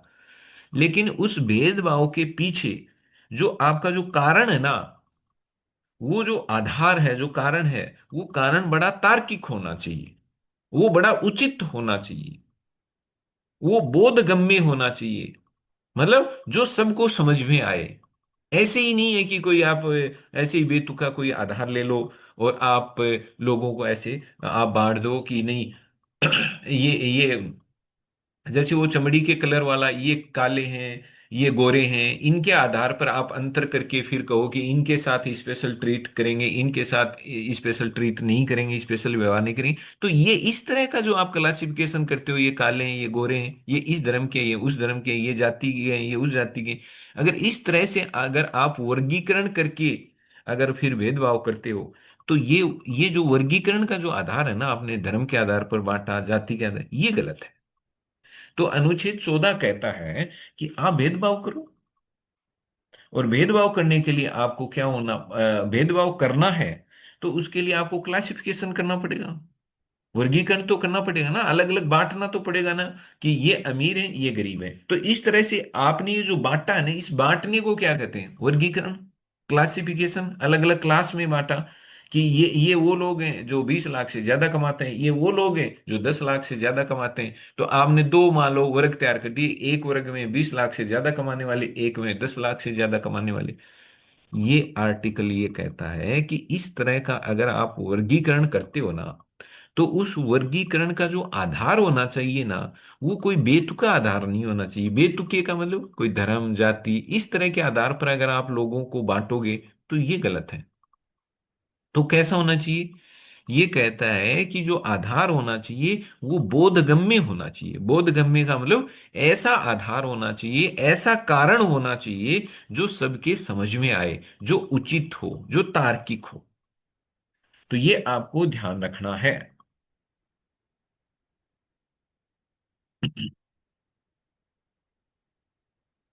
तो ये देखो, ये इसमें मैंने बता दिया है कि ये सकारात्मक विचार है, ठीक है। ये वंचितों को राज्य द्वारा संरक्षण प्रदान करने की बात करता है, ये हमने बात करी ली। इसके अनुसार अगर महिलाओं को, बच्चों को और वंचितों के लिए अगर अलग कानून बनाए जाएं, नियम बनाए जाएं, तो ये कानून के समक्ष समानता का उल्लंघन नहीं माना जाएगा, मतलब आर्टिकल 14 का उल्लंघन नहीं है। क्यों नहीं है, क्योंकि आर्टिकल 14 ये भी तो बात करता है विधि का समान संरक्षण। और विधि का समान संरक्षण का मतलब है विधि की तरफ से सहायताएं, विधि तक पहुंच सबकी बराबर होगी, और पहुंच कब बराबर होगी? जब आप लोग क्या करोगे, गरीबों को, वंचितों को कुछ, आप उनके साथ कुछ एक्स्ट्रा उनको फैसिलिटी दोगे, सुविधाएं दोगे, तभी तो उनका भला होगा। तो विधि का समान संरक्षण भेदभाव की इजाजत देता है। बस ध्यान ये रखना है कि भेदभाव आप जिन आधार पर कर रहे हो, वो आधार उचित होने चाहिए, तार्किक होने चाहिए। ये एक इम्पोर्टेंट बात है, ये आपको ध्यान रखनी है कि जब मैंने ये कहा कि विधि का समान संरक्षण क्या कह रहा है, कि भेदभाव करो, लेकिन भेदभाव कैसा होना चाहिए? भेदभाव के पीछे आपका जो वजह है, जो कारण है, वो क्या होना चाहिए? सही होना चाहिए, तार्किक हो, रेशनल हो, सही हो, उचित हो। ऐसे नहीं है कोई बेतुके आधार पर आप लोगों को उनके साथ भेदभाव कर रहे हो, ऐसा नहीं, तार्किक आधार होना चाहिए। तो ये क्या कह रहा है कि 2014 में एक केस आया था। इस केस में जो माननीय उच्चतम न्यायालय ने विधि का जो समान संरक्षण का जो विचार था, इस विचार को वास्तविकता में, व्यवहारिक रूप में उसको लागू किया था एक जगह पर। तो कौन सी जगह पर? विधि का समान संरक्षण क्या कहता है कि हमें लोगों के भले के लिए अगर भेदभाव करना पड़े, कुछ एक्स्ट्रा करना पड़े, तो आप करो, वो 14 का उल्लंघन नहीं माना जाएगा, यही तो कह रहा है। तो 2014 में इसी विधि के समान संरक्षण के विचार को व्यवहार में लागू किया गया। और ये केस था 2014 का, नालसा बनाम भारत संघ का एक केस था। नालसा बनाम राष्ट्रीय विधिक सेवा प्राधिकरण बनाम भारत संघ, आपको इतना ही याद करना है, नालसा बनाम भारत संघ का 2014 का ये केस था। इस केस में सुप्रीम कोर्ट ने क्या फैसला दिया था? सुप्रीम कोर्ट ने जो ट्रांसजेंडर हैं, यानी कि जो किन्नर होते हैं, उनको थर्ड जेंडर के रूप में मान्यता दी थी।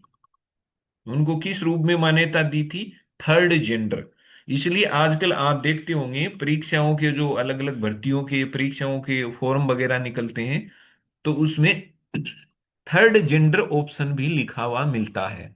ये इसके बाद में ही आया है, इस केस के बाद में आया है। क्योंकि इस केस का जब फैसला आया, तो कोर्ट ने सरकारों को भी निर्देश दिया कि आपको भी इनके उत्थान के लिए प्रयास किए जाने चाहिए, चाहे वो शिक्षण संस्थान हो, चाहे नौकरियां हो, उन उनमें भी इनको ज्यादा से ज्यादा बढ़ावा देने के लिए आपको कुछ विशेष कदम उठाए जाने चाहिए। तो फिर ये सब शुरू हुए हैं। आजकल आप देखोगे परीक्षा फॉर्मों में, भर्ती परीक्षाओं के फॉर्मों में थर्ड जेंडर का भी ऑप्शन आता है। पहले नहीं आता था, इससे पहले फिर आना शुरू हुआ, क्योंकि ये फिर उच्चतम न्यायालय का ये आदेश आ गया, ये निर्णय आ गया, तो उसके बाद में सरकार ने ये सब शुरू कर दिया। तो आपको ध्यान रखना है, 2014 का ये इंपॉर्टेंट केस है कि जहां पर ट्रांसजेंडर को, किन्नर को थर्ड जेंडर, तीसरे लिंग के रूप में संवैधानिक मान्यता मिल गई। सुप्रीम कोर्ट ने कह दिया कि ये तीसरे लिंग के रूप में इनके साथ में व्यवहार किया जाना चाहिए। इनको भी जो राज्य है, जैसे पुरुष हो गए, महिला हो गया, और ये हो गए थर्ड जेंडर। तो किन्नर को क्या मान्यता दे दी सुप्रीम कोर्ट ने कि इन ये थर्ड जेंडर कहलाएंगे। और इनको फिर स्टेट की तरफ से, सरकार की तरफ से शिक्षा के क्षेत्र में, स्वास्थ्य के क्षेत्र में, रोजगार के क्षेत्र में इनको बढ़ावा देने का काम सरकारों को करना है। तो ये जो अब यहां समझने वाली बात यह है कि इनके लिए जो कोर्ट ने ये ऐसा किया, ये ऐसा करके उन्होंने क्या किया? उन्होंने ये अ, भाई, विधि का समान संरक्षण क्या कहता है कि अगर आपको कुछ एक कोई वर्ग है समाज के अंदर, कोई तबका है, कोई वर्ग है, कुछ लोग हैं, और उनके लिए अगर आपको कुछ एक्स्ट्रा करना पड़े, उनके लिए कुछ विशेष प्रयास करने पड़े, तो वो कानून के समक्ष समानता का उल्लंघन नहीं है, बल्कि वो तो विधि के समान संरक्षण को व्यवहार में लागू करना है।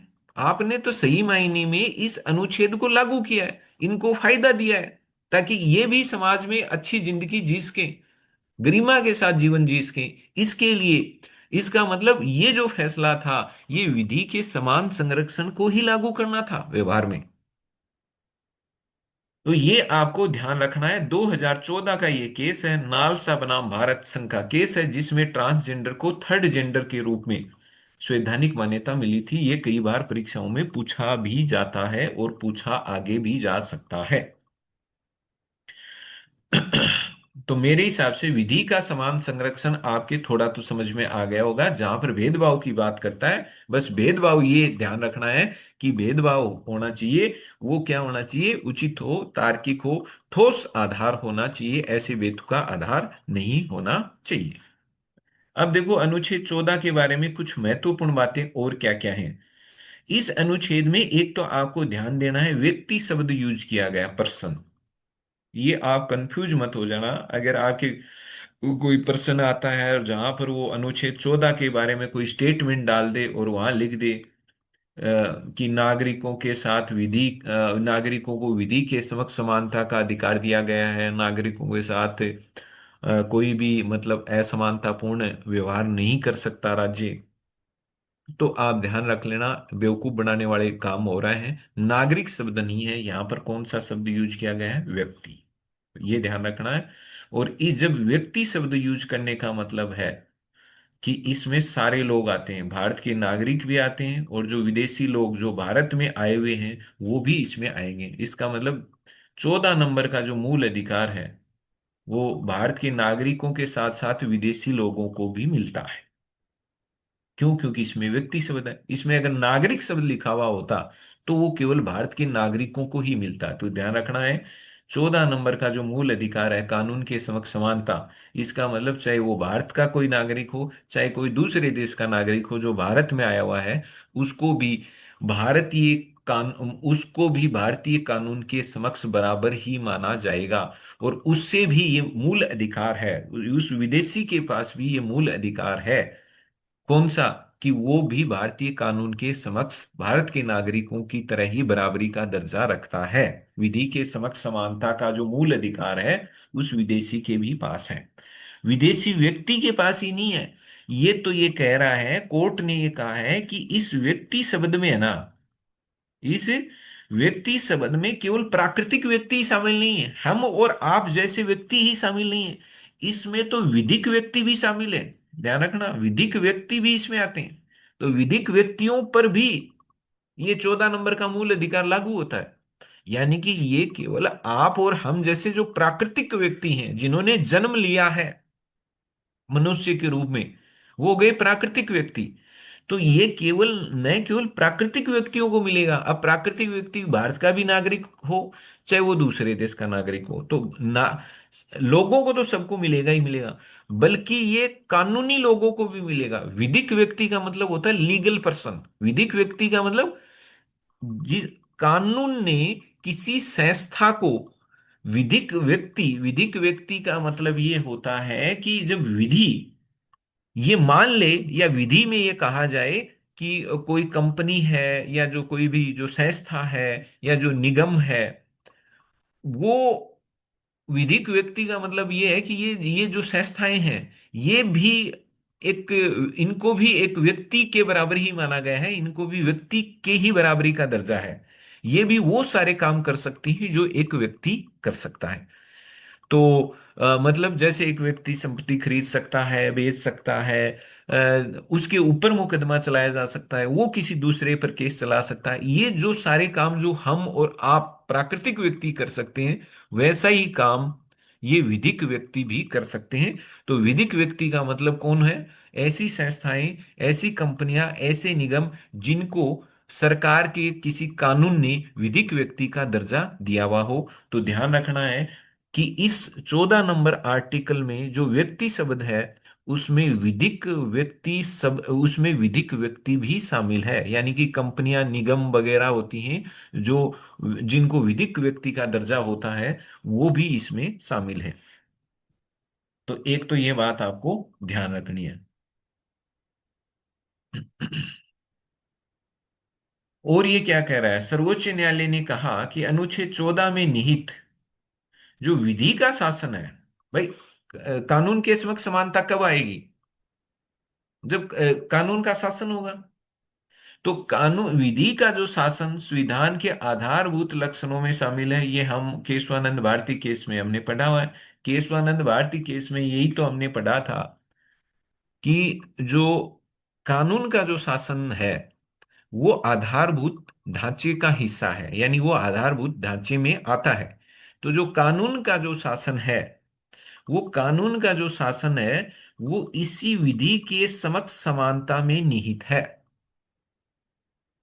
तो सर्वोच्च न्यायालय ने यह कहा इस अनुच्छेद 14 की व्याख्या करते हुए कि जो विधि के समक्ष समानता में विधि का जो शासन है वो भी इसी में शामिल है, और विधि का शासन संविधान के आधारभूत लक्षणों में शामिल है। तो इसका मतलब अनुच्छेद जो 14 है ना, अनुच्छेद 14 में अब 368 की संविधान संशोधन विधि द्वारा भी इसमें संशोधन नहीं कर सकते, इसको छीन नहीं सकते। ये देखो लिखा हुआ है। इसका मतलब अनुच्छेद 14 का जो मूल अधिकार है ना, इसको अब आप छीन नहीं सकते। क्यों नहीं छीन सकते? क्योंकि ये अ, आधारभूत ढांचे का हिस्सा है। अब आप कहोगे सर आधारभूत ढांचे का ये कैसे हिस्सा है? ये इसलिए हिस्सा है क्योंकि केशवानंद भारती केस में कानून के शासन को आधारभूत ढांचा घोषित कर दिया था।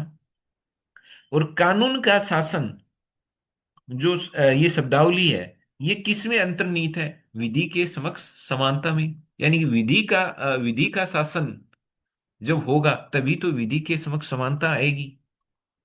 तो इसका मतलब विधि का शासन और विधि के समक्ष समानता जुड़ी हुई है। इसलिए अगर विधि का शासन आधारभूत ढांचे का लक्षण है, तो विधि के समक्ष समानता भी तो आधारभूत ढांचे का लक्षण हुआ।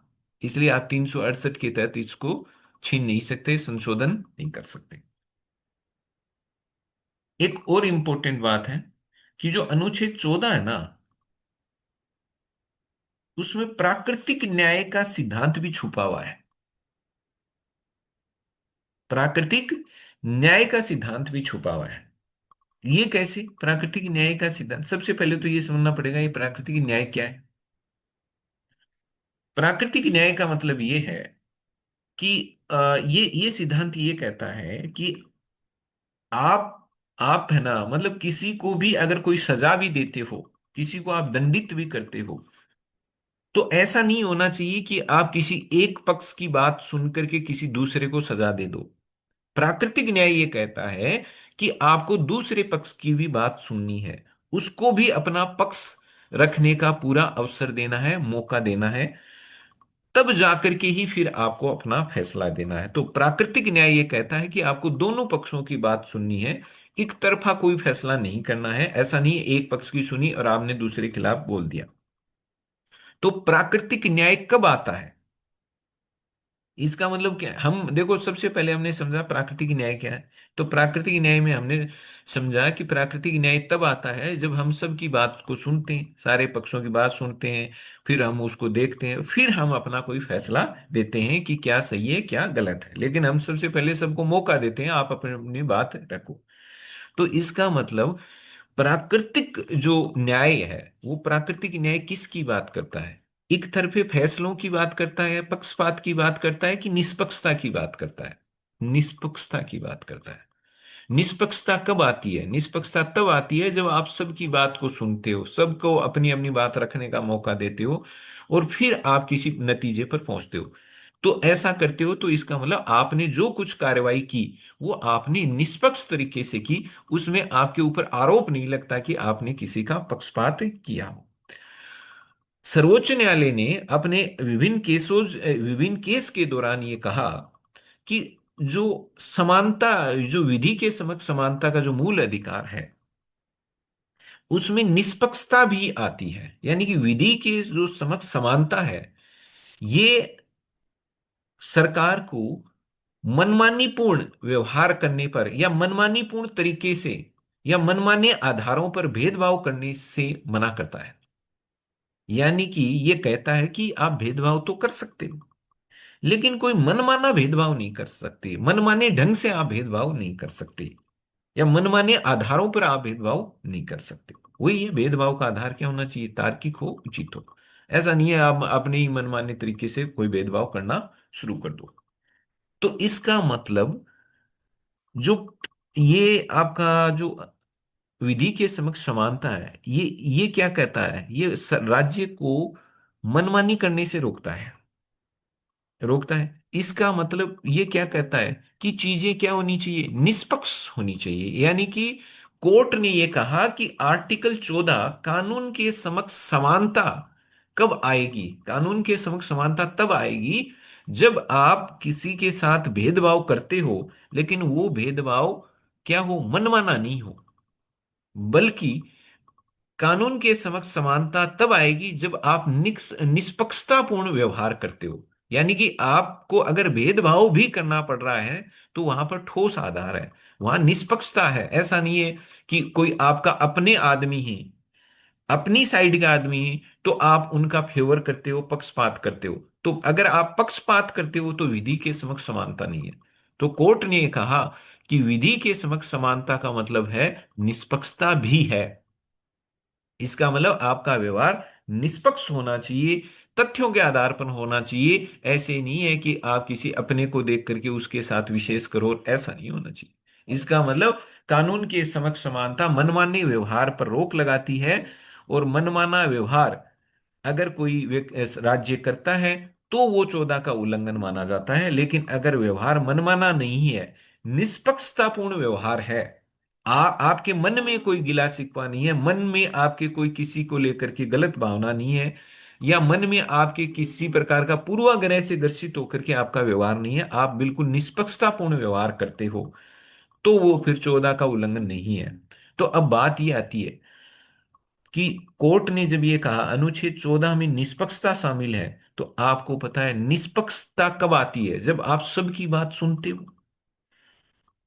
अगर आप एक जने की बात सुनी और एक जने की बात सुन करके ही आपने अपना फैसला सुना दिया, तो आपको लोग ये नहीं कहेंगे कि आपने तो सर गलत किया है, आपने तो हमारी बात ही नहीं सुनी, आपने तो एक की सुनी उसी के आधार पर फैसला सुना दिया, इसका मतलब आपने तो उसका फेवर किया है, आपने तो उसकी बात को महत्व दिया, आपने तो हमारे को बात रखने का ही मौका नहीं दिया। इसका मतलब वो पक्षपात हो जाएगा।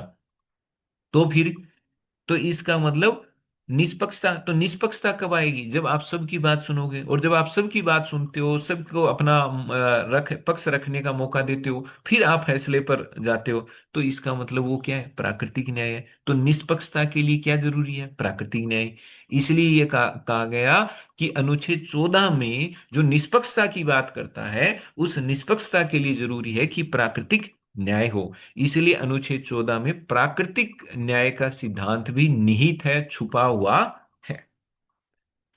इसका मतलब है कि राज्य अनुच्छेद 14 के आधार पर, भाई प्राकृतिक न्याय क्या, प्राकृतिक न्याय का मतलब क्या है, मनमाना व्यवहार नहीं है, सबकी बात सुनो, और सबकी बात सुन करके सारे पक्षों के तर्कों को सुन करके उनके जो भी सबूत हैं उनको देख दाख करके अगर आप फैसला देते हो, तो इसका मतलब आपने निष्पक्षतापूर्ण कार्यवाही की है, उसमें आपने किसी का फेवर नहीं किया कि ये तो मेरा रिश्तेदार है इसलिए मैंने उसके हक में फैसला दे दिया, ऐसा नहीं। जो कुछ सबूत पेश किए गए, जो कुछ पक्ष रखे गए, जो तर्क दिए गए, उनके आधार पर आपने फैसला दिया है। तो ये मनमाना व्यवहार नहीं कर सकते, अगर करते हो तो 14 का उल्लंघन है। सुप्रीम कोर्ट ने बोला कि समानता के लिए निष्पक्षता भी जरूरी है, ये ध्यान रखना, ये अभी मैंने आपको समझा ही दिया क्या जरूरी है। पक्षपात नहीं होना चाहिए, पक्षपात होने का मतलब मनमाना व्यवहार है। आपने जो आपके अपने आदमी थे उनके साथ अच्छा व्यवहार कर दिया, और जो आपके अपने नहीं थे उनके साथ गलत व्यवहार किया, बुरा व्यवहार किया, तो इसका मतलब आपका व्यवहार क्या है, मनमाना पूर्ण होगा ना। और जब मनमाना पूर्ण होने का मतलब है कि आपने पक्षपात किया है। मनमाना पूर्ण व्यवहार को ही हम पक्षपात पूर्ण व्यवहार कहते हैं। जब आप किसी अपनों को फायदा देते हो तो इसका मतलब आप पक्षपात करते हो, और जब आप अपनों को बेहिसाब तरीके से फायदा दे रहे हो तो इसका मतलब आप मनमाना पूर्ण व्यवहार करते हो। तो ये कह रहा है निष्पक्षता जरूरी है। प्राकृतिक जो न्याय है वो क्या करता है, प्राकृतिक न्याय से निष्पक्षता कैसे आती है, क्योंकि वो दूसरे पक्ष को भी सुनवाई का मौका देता है, जिससे निर्णय क्या होता है, निष्पक्ष। इसलिए निष्पक्षता की बात कर कोर्ट ने प्राकृतिक न्याय के सिद्धांत को इसमें शामिल कर दिया। तो प्राकृतिक न्याय का सिद्धांत क्यों शामिल है, क्योंकि प्राकृतिक न्याय का सिद्धांत निष्पक्षता के लिए जरूरी होता है।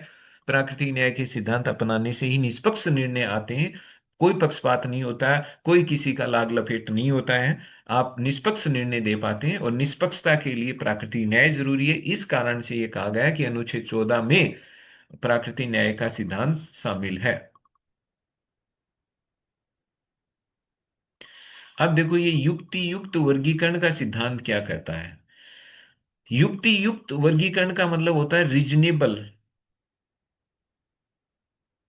क्लासिफिकेशन। ये अनुच्छेद 14 से ही संबंधित है। अनुच्छेद 14 की व्याख्या करते वक्त ही सुप्रीम कोर्ट ने ये सिद्धांत दिया था। ये कहता है, भाई हम लोग क्या पढ़ गए हैं, हम लोग ये पढ़ गए हैं कि अनुच्छेद 14 ये तो हम हमारे समझ में आ गया कि अनुच्छेद 14 एब्सोल्यूट समानता तो नहीं कहता, ये तो नहीं कहता कि आंख मिच करके सबके साथ एक ही तरह का व्यवहार करो, ये तो नहीं कहता। ये कहता है कि जहां भेदभाव जरूरी है वो भेदभाव आपको करना है, लेकिन भेदभाव का आधार सही होना चाहिए, उचित होना चाहिए। भेदभाव करने के पीछे मंशा भी सही होना चाहिए, और जो भेदभाव का आधार और उस भेदभाव करने के पीछे जो मंशा है उसमें एक संबंध होना चाहिए। ठीक है। तो यहीं से फिर ये युक्ति युक्त वर्गीकरण का सिद्धांत पैदा हुआ। ये युक्ति युक्त वर्गीकरण का जो सिद्धांत है वो क्या कहता है, इसको हम ऐसे पढ़ेंगे कि सबसे पहले एक केस आएगा, उस केस में ये विचार आएगा, फिर उसके बाद में दूसरा केस, तीसरा केस, और इस तरह से फिर ये सिद्धांत डेवलप होगा। तो इस सिद्धांत को अपन अब जो नेक्स्ट वाली क्लास में इसको पढ़ेंगे अभी। तो एक बार फिर से आप सभी का स्वागत है। अपन आज अपनी इस क्लास में डिस्कस करेंगे कि अनुच्छेद 14 को लेकर के जो युक्ति युक्त वर्गीकरण का सिद्धांत है, जो अनुच्छेद 14 से रिलेटेड है, ये क्या है, और ये सिद्धांत किन केसों में, ये किन केसों की सुनवाई हुई, उनके बाद में जो फैसले आए, तो किन केसों में ये जो सिद्धांत है ये उत्पन्न हुआ था, कौन से केस में ये उत्पन्न हुआ था, ये भी हम देखेंगे।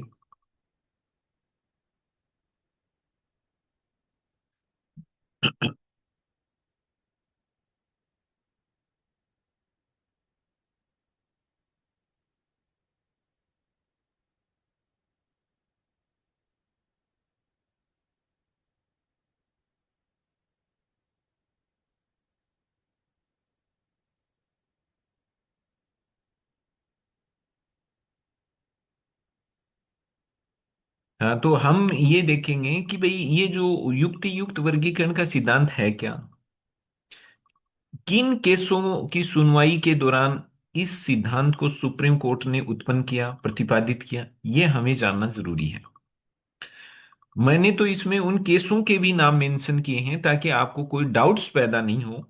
ये बहुत गहराई के लेवल पर हमने इस नोट्स को तैयार किया है अनुच्छेद 14 के संदर्भ में, वरना अपने इतना कोई इसमें ज्यादा जरूरी नहीं था कि कौन से केस में क्या बात कही। लेकिन जब अपन पढ़ ही रहे हैं तो थोड़ा सा उसको भी पढ़ लिया जाए। तो देखते हैं युक्ति युक्त वर्गीकरण, ये नाम आप, युक्ति युक्त नाम आप बहुत जगह सुनोगे संविधान में। युक्ति युक्त का मतलब ही है उचित, तार्किक, सही, वाजिब। अपन देसी नाम काम में नहीं लेते हैं भाई, ये बात वाजिब है, ये उचित है, या सही है।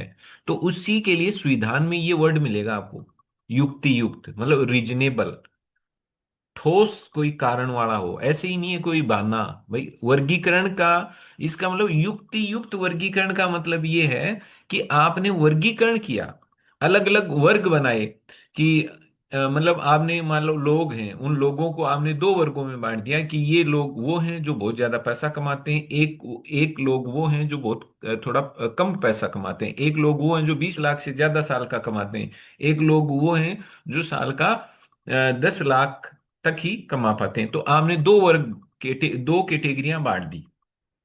आप ऐसे समझो कि एक एक कैटेगरी में आपने उन लोगों को रखा जो 20 लाख से ज्यादा कमाते हैं, दूसरी कैटेगरी में आपने उन लोगों को रखा जो साल के 20 लाख से कम कमाते हैं। तो दो आपने कैटेगरी बना दी, किस आधार पर, कमाई के आधार पर, आय के आधार पर। एक कैटेगरी में 20 लाख से ज्यादा वाले और एक कैटेगरी में 20 लाख से कम वाले। तो ये जो लोगों को जो बांटा आपने, दो जो वर्गों में बांटा, इसी को तो हम कहते हैं वर्गीकरण। बात समझ में आ रही है। वर्गीकरण का मतलब क्या है, वर्गीकरण का मतलब होता है बांटना।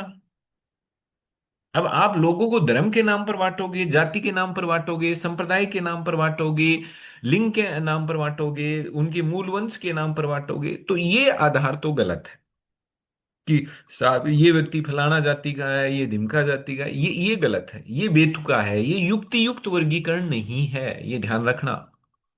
युक्ति युक्त वर्गीकरण का मतलब है कि अगर आपने जो बंटवारा किया है, जो वर्गीकरण किया है, जो अलग अलग समूह में लोगों को बांटा है, उस बांटने के पीछे का जो कारण है, जो वजह है, वो युक्ति युक्त होनी चाहिए। युक्ति युक्त का मतलब उचित होनी चाहिए, तार्किक होनी चाहिए, सही होनी चाहिए। इन सब शब्दों के मतलब एक ही है। इसलिए आपको ज्यादा ऐसे दिमाग पर लोड लेना नहीं है कि सर ये के शब्द आगा, कठियों आ गए नया नया।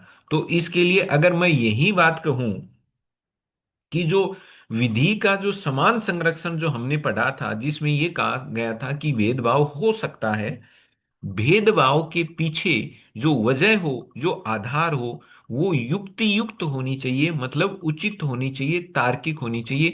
ये वही सिद्धांत है।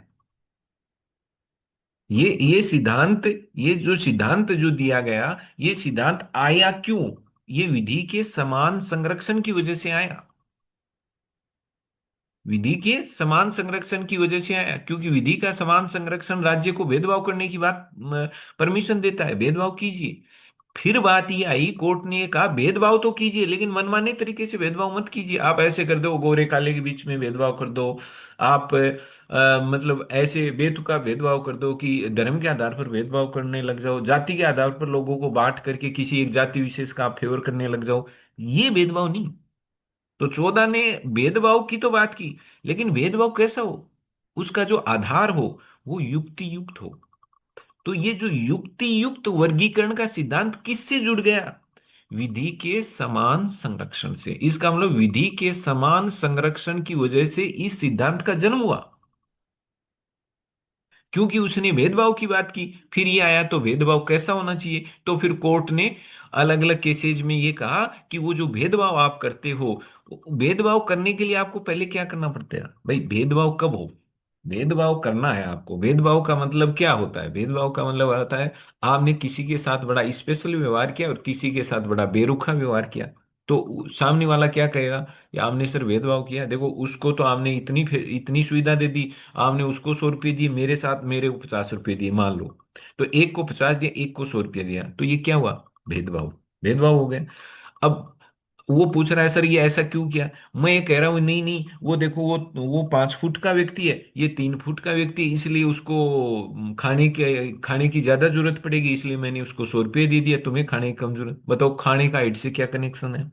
इसका मतलब मेरा ये जो आधार है, मैं जो कारण बता रहा हूँ वो बेतुका है, कोई मतलब ही नहीं है, उचित नहीं है।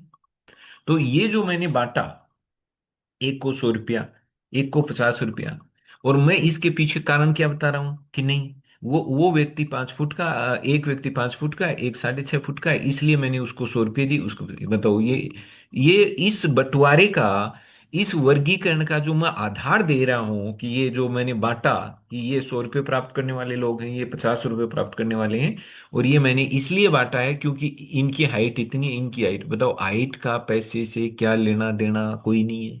इसका मतलब वर्गीकरण का आधार बेतुका है, बेवजह वाला है, कोई मतलब नहीं है, काम का नहीं है। तो कैसा होना चाहिए? उचित होना चाहिए। जैसे मैं ये कहूं कि उसको मैंने 100 रुपये इसलिए दिए हैं क्योंकि उसकी आय कम है, एक को मैंने 50 रुपये इसलिए दिए हैं क्योंकि वो ठीक ठाक कमाता है, इसलिए उसको कम की जरूरत है। इसका मतलब अब जो मैं आधार बता रहा हूं ना, वो अब ज्यादा सही है, अब ज्यादा तार्किक है, सही लगता है। तो इसलिए ये कह रहा है कि जब आप भेदभाव करते हो तो भेदभाव करने के लिए पहले आपको वर्गीकरण करना पड़ेगा, लोगों को अलग अलग ग्रुप में बांटना पड़ेगा। जब लोगों को आप अलग अलग ग्रुप में बांट लेते हो तभी तो आप भेदभाव कर पाओगे। तभी तो आप अलग अलग वर्गों में बांटोगे, तभी तो आपको पता चलेगा कि मुझे किस वर्ग के साथ, किन लोगों के साथ स्पेशल व्यवहार करना है। तो इसका मतलब जिन लोगों के साथ आपको स्पेशल व्यवहार करना है, पहले उनको छांटो तो सही, उनको अलग तो करो औरों से। तो ये जो अलग करना क्या है? वर्गीकरण है। और वर्गीकरण कैसे करो? कोई अच्छी वजह के आधार पर करो, ठोस कारण के आधार पर करो। तो अगर आप उसके पीछे, उस वर्गीकरण के पीछे कोई अच्छा कारण हो, उचित कारण हो, तार्किक कारण हो, न्याय संगत कारण हो, तो हम उसको कहेंगे युक्ति युक्त वर्गीकरण। तो उम्मीद है आपको ये समझ में आ गया होगा। अब देखो ये सिद्धांत डेवलप कैसे हुआ, आया कैसे, सुप्रीम कोर्ट ने इसको कैसे उत्पन्न किया। तो सबसे पहले ये केस आया था चिरंजीत लाल चौधरी बनाम भारत संघ का केस था 1951 का। ध्यान रखना ये मतलब, ये यूपीएससी लेवल में आपको, यूपीएससी लेवल में जो आप जीएस वगैरह का और पॉलिटिकल साइंस का पेपर जब लिखते हैं तब वहां पर ये चीजें ज्यादा इंपॉर्टेंट हैं। बाकी आपके इन जो बाकी एग्जाम्स में उतनी ज्यादा यूजफुल नहीं होंगी, रिटर्न टेस्ट में ज्यादा आती हैं, रिटर्न वगैरह में। चिरंजीत लाल चौधरी बनाम भारत संघ का जो केस था 1951 का, उसमें पहली बार सुप्रीम कोर्ट ने अनुच्छेद 14 की व्याख्या करते हुए कहा कि अनुच्छेद 14 पूर्ण समानता की बात नहीं करता है। पहली बार 51 में, देखो 50 में तो संविधान लागू हो रहा है, 51 में मामला, ये केस आ गया था। तो 51 में ये जब केस आया तो इस केस में, ये 51 नहीं है, यहाँ 50 कर लेना भाई। ये क्या, ये 50 में ही वास्तव में ये केस फाइल हो गया था, 50 में, और 50 में ही डिसीजन आ गया था। फिर ये प्रकाशित हुआ था 51 में, इसलिए यहाँ पर 51 है। तो वैसे कोई गलत उस एंगल से तो ये 51 भी गलत नहीं है, लेकिन आप 50 इसमें ज्यादा सही है। तो 50 है। तो चिरंजीत लाल चौधरी वाला जो 50 का केस था, इसमें सुप्रीम कोर्ट ने ये कहा कि अनुच्छेद 14 जो है ना, आप कहते हो कानून के समक्ष समानता, ये पूर्ण समानता की बात नहीं करता। पूर्ण समानता का मतलब क्या होता है कि सबको एक तरीके से हांकना है, सबके साथ एक जैसा बर्ताव करना, ऐसा नहीं है। कोर्ट ने ये कहा इस केस में कि पूर्ण समानता क्या होती है, पूर्ण समानता का मतलब कोई भेदभाव नहीं, कोई स्पेशल व्यवहार नहीं, किसी को कोई छूट नहीं, किसी को कोई रियायत नहीं, किसी के साथ स्पेशल नहीं, सबको एक जैसा, ये होती है पूर्ण समानता। निरपेक्ष समानता जिसको अपन कहते हैं, कोई किसी प्रकार का कुछ भी स्पेशल नहीं। तो कोर्ट ने कहा कि अनुच्छेद 14 पूर्ण समानता की बात नहीं करता। जब कोर्ट ऐसा बोल रहा है तो कोर्ट क्या इशारा दे रहा है, कोर्ट यही तो कहना चाह रहा है कि इसका मतलब 14 नंबर में भेदभाव संभव है। अगर कोर्ट कहता है पूर्ण समानता तो मतलब भेदभाव नहीं, तो इसका मतलब रिजिड खुरदरी समानता है। खुरदरी का मतलब हमें कोई मतलब नहीं आप क्या हैं, अमीर हैं, गरीब हैं, कैसी स्थिति है, क्या है, कुछ है, हमें कोई लेना देना नहीं। हम तो ये कह रहे हैं कि सबके लिए कानून एक जैसा बनाओ।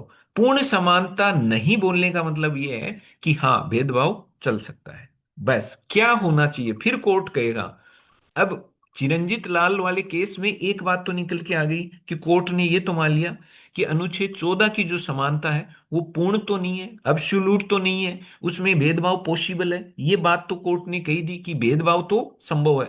अब वो भेदभाव, कितना भेदभाव संभव है, किन आधारों पर भेदभाव संभव है, किन कारणों के आधार पर आप भेदभाव कर सकते हो, किन वजहों के आधार पर आप भेदभाव कर सकते हो, ये अभी बोला नहीं, ये फिर आगे बताएगा। तो एक बात तो यहां से निकल के आ गई थी इस केस से। इस तरह से ही तो सिद्धांत डेवलप होते हैं। अब इस केस को सुनते वक्त कोर्ट ने कह दिया कि 14 वाली समानता पूर्ण समानता नहीं है, तो इसका मतलब इस बात में ये अर्थ छुपा हुआ है कि भेदभाव तो होगा, भेदभाव तो संभव है। तो इसे ये एक्सट्रैक्ट हो गया, निकल गई ये बात, ठीक है। ऐसे ही सिद्धांत बनते हैं। इसमें व्यक्तियों के साथ भेदभाव संभव है, क्यों, क्योंकि पूर्ण समानता नहीं है तो भेदभाव संभव है, ठीक है। लेकिन फिर वही कोर्ट कह रहा है भेदभाव तो संभव है लेकिन भेदभाव मनमाना नहीं। अब मनमाना मैं आपको 50 बार समझा के आ गया, मनमाना कैसे होता है। तो मनमाना भेदभाव नहीं है। तो यहां इस वाले केस में दो तीन बातें निकल के आ गई कि अनुच्छेद 14 पूर्ण समानता की बात नहीं करता, इसका मतलब भेदभाव पॉसिबल है, भेदभाव कर सकता है, सरकार भेदभाव कर सकती है। बस भेदभाव करते वक्त आपकी जो वजह होनी चाहिए, जो कारण आप बताते हो, वो कारण सही होना चाहिए, उचित होना चाहिए, मनमाना नहीं होना चाहिए। ऐसे नहीं लगना चाहिए सरकार अपनी मनमर्जी चला रही है, कोई कुछ एक जो अपने लोग हैं उनको फायदा देने के लिए सरकार ऐसा कर रही है, ऐसा नहीं होना चाहिए, मनमाना नहीं होना चाहिए। उसके पीछे सही वजह होनी चाहिए, सही कारण होना चाहिए। तो अब अपन दूसरी पीडीएफ की ओर बढ़ते हैं।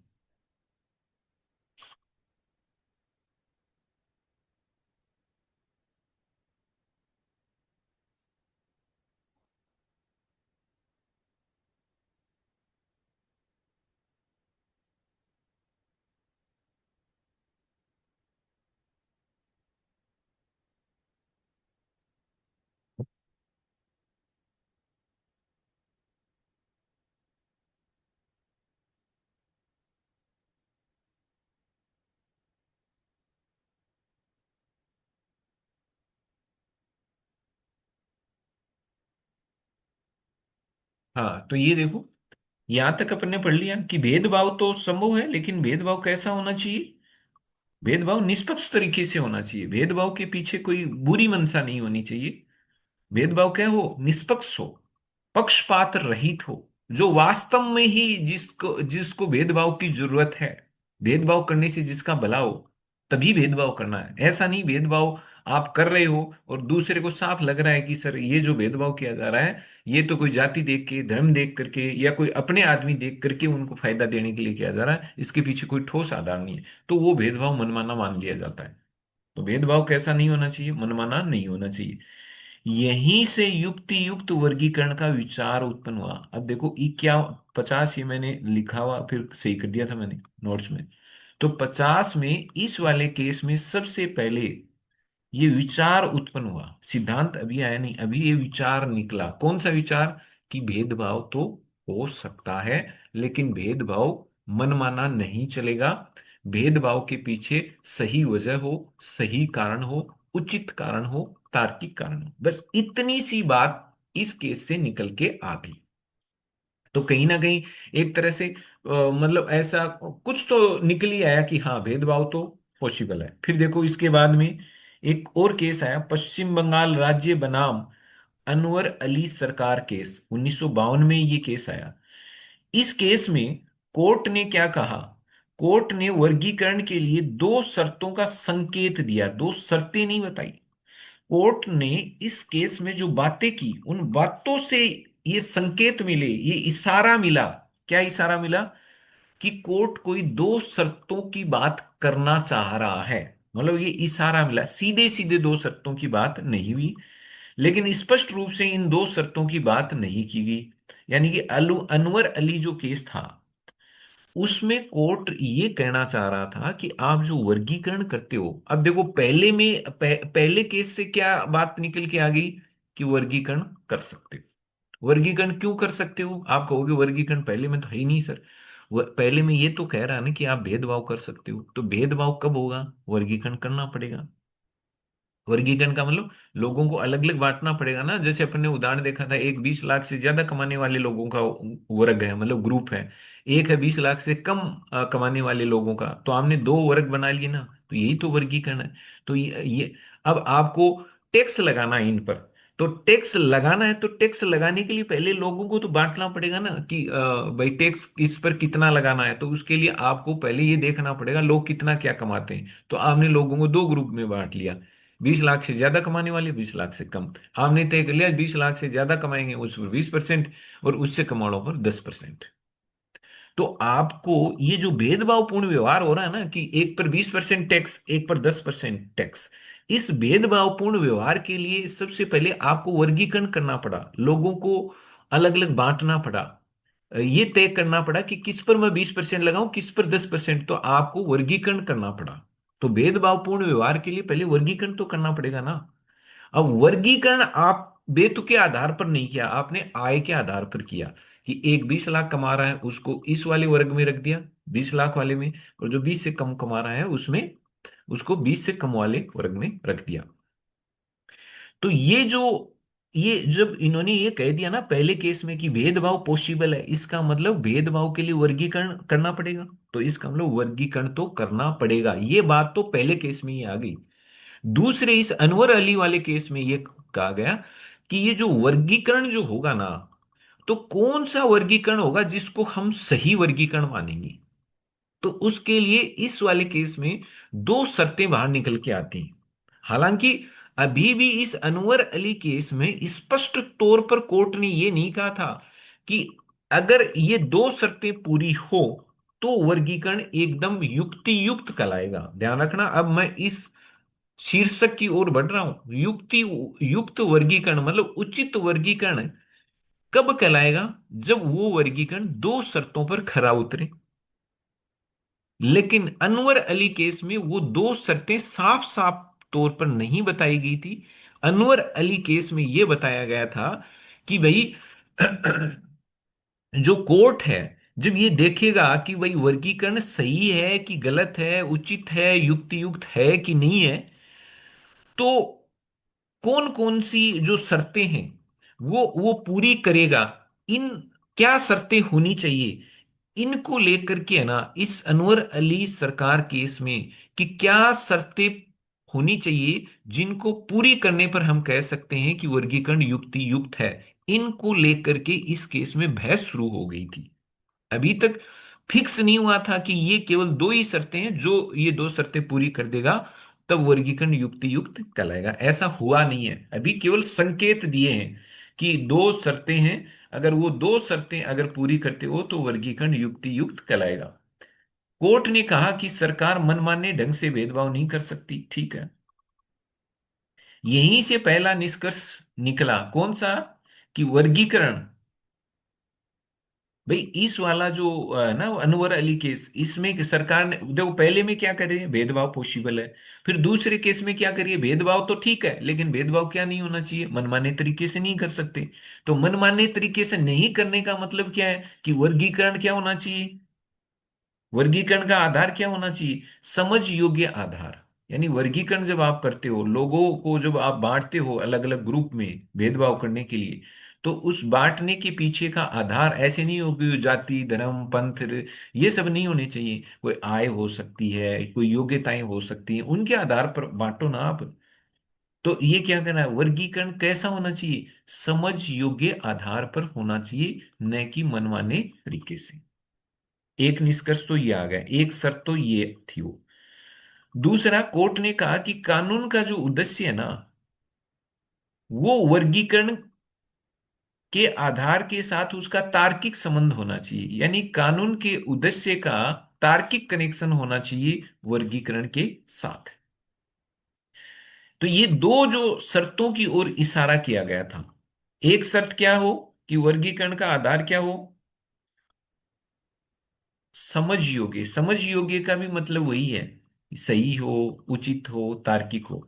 दूसरी शर्त क्या है कि आपका जो वर्गीकरण जो आपने किया है, जो लोगों को आपने बांटा है, ताकि आप कुछ किसी को अगर स्पेशल व्यवहार करना चाहते हो तो कर सको। ये जो आपने इसके लिए जो वर्गीकरण किया है ना, तो जो जो कोई भी आपने कानून बनाया, और जिस मंशा के साथ आपने कोई कानून बनाया, जिस उद्देश्य के साथ आपने कानून बनाया, और उस कानून के उद्देश्य को पूरा करने के लिए आपने लोगों को अगर अलग अलग वर्गों में बांटा, तो उस वर्गीकरण का और उस कानून के उद्देश्य का मैच होना जरूरी है। तार्किक संबंध का मतलब है कि वो मिलना चाहिए। ऐसा नहीं हो वर्गीकरण में आपने आधार अलग ही ले रखा है, आपने लोगों को बांट रखा है शकल सूरत के आधार पर, और आप कह रहे हो आपने कोई कानून बनाया, आपने कानून में ये कहा कि हम चाहते हैं कि सरकार की आय बढ़े, तो इसलिए हम लोग लोगों पर टैक्स वो बढ़ा रहे हैं, ताकि ज्यादा टैक्स से ज्यादा पैसा आएगा, सरकार की आय बढ़ेगी। आपने कोई कानून बनाया, टैक्स वाला कानून बनाया, और टैक्स वाला कानून इसलिए बनाया क्योंकि कानून का उद्देश्य क्या है, सरकार की कमाई को बढ़ाना, सरकार की आय को बढ़ाना। अब आपने सरकार की कमाई बढ़ाने के लिए जो टैक्स वाला कानून बनाया, वो उस कानून में जो आपने लोगों को बांटा, वो आप अगर लोगों को आय के आधार पर बांटते और फिर उन पर अलग अलग मात्रा में टैक्स लगाते, तो हम क्या कहते कि ये जो वर्गीकरण है ना, जो आपने आय के आधार पर लोगों को बांटा है कि ज्यादा कमाने वाले को ज्यादा टैक्स, कम कमाने वाले को कम टैक्स, ये जो आपने बांटा है ना, यहां ये वर्गीकरण उनके जो कानून के उद्देश्य को पूरा करने वाला है। कानून का उद्देश्य क्या है, सरकार की कमाई को बढ़ाना, सरकार की राजस्व को बढ़ाना, और सरकार के राजस्व को बढ़ाने के लिए आपने एक कानून बनाया, और उस कानून में आपने लोगों को आय के आधार पर बांटा। तो यहां तो वर्गीकरण का संबंध क्या हो रहा है, उस कानून के उद्देश्य से हो रहा है। अब मान लो आपने आपने कानून बनाया कि भाई सरकार की आय हमें बढ़ानी है, सरकार की कमाई बढ़ानी है, तो उसके लिए हमें टैक्स लगाना है। अब टैक्स लगाने के लिए आपने लोगों को अलग अलग कैटेगरी में बांट दिया कि महिलाओं पर इतना टैक्स, बच्चों पर इतना टैक्स, और बुजुर्गों पर इतना टैक्स, काले पर इतना, गोरे पर इतना, नीली आंख वाले पर इतना, पीली आंख वाले पर इतना, भूरी आंख वाले पर इतना, इस तरह से अगर आपने उसमें टैक्स अलग अलग लगा दिए तो आपको नहीं लगेगा क्या, आप ही कहोगे सर ये कोई वर्गीकरण है क्या, आपने ये तो बेतुका है। अगर आपको सरकार की कमाई ही बढ़ानी है, आपके कानून का उद्देश्य सरकार की कमाई बढ़ाना है, और कमाई बढ़ाने के लिए आपने ये जो वर्गीकरण किया है ना, कि इस तरह से, तो सर ये जो वर्गीकरण उस सरकार की कमाई बढ़ाने वाले उद्देश्य से तो मैच ही नहीं खाता। तो आप वर्गीकरण करते हो तो आय के आधार पर करो ना, कि 30 लाख कमाने वाले को 30% टैक्स देना है, 20 लाख कमाने वाले को 10%, 10 लाख कमाने, ये तो जस्ता है। ये आप नीली पीली भूरे काले ऐसे मतलब रंगों के आधार पर ये वो ऐसे अगर बांट रहे हो, ये कोई वजह नहीं है। तो ध्यान रखना, दो शर्तें हैं जो बाद में रामकृष्ण डालमिया, ये जो रामकृष्ण डालमिया बनाम जस्टिस तेंदुलकर 1958 का ये जो केस था, इसमें साफ तौर पर कोर्ट ने दो शर्तें तय कर दी। कौन सी दो शर्तें, जो अभी ऊपर पढ़ के आए ये, इस डालमिया केस में अगर आपसे कोई पूछ ले कि युक्ति युक्त वर्गीकरण सिद्धांत का प्रतिपादन किस केस, या नहीं आपसे ये पूछ ले कि किस केस में ये जो युक्ति युक्त वर्गीकरण के सिद्धांत का विकास हुआ, तो ध्यान रखना रामकृष्ण डालमिया सिद्धांत डालमिया केस में हुआ है इसका विकास। चिरंजीत लाल वाला जो केस था, उस केस में तो ये एक विचार के रूप में आया, कोर्ट ने एक विचार दिया था कि भाई भेदभाव कर सकते हो। फिर अनवर अली केस में क्या हुआ, अनवर अली केस में इसी विचार को थोड़े से और मजबूती मिली। कैसे, उस केस में ये बोला गया कि भाई ठीक है भेदभाव तो करो, लेकिन भेदभाव में कोई बेतुका आधार नहीं होना चाहिए, मनमाना भेदभाव नहीं चलेगा। आपको ऐसा करना पड़ेगा, भेदभाव करने के लिए आप जो वर्गीकरण करते हो ना, उसका आधार ठीक होना चाहिए, समझ योग्य आधार होना चाहिए। और कानून का जो आपने कोई कानून आपने बनाया है, तो उस कानून की जो मंशा है, उसका उद्देश्य है, वो वर्गीकरण से मैच होना चाहिए। रामकृष्ण डालमिया जो केस था 1958 का, इस केस में तो कोर्ट ने स्पष्ट तौर पर यह कह दिया कि हम उसी वर्गीकरण को युक्ति युक्त मानेंगे, तार्किक मानेंगे, जो कितनी शर्तों को पूरी करेगा, दो शर्तों को। और इस केस में कोर्ट ने यह कह दिया कि ये जो दो शर्तें हैं ना, ये अब आगे के लिए एक टेस्ट के रूप में होंगी।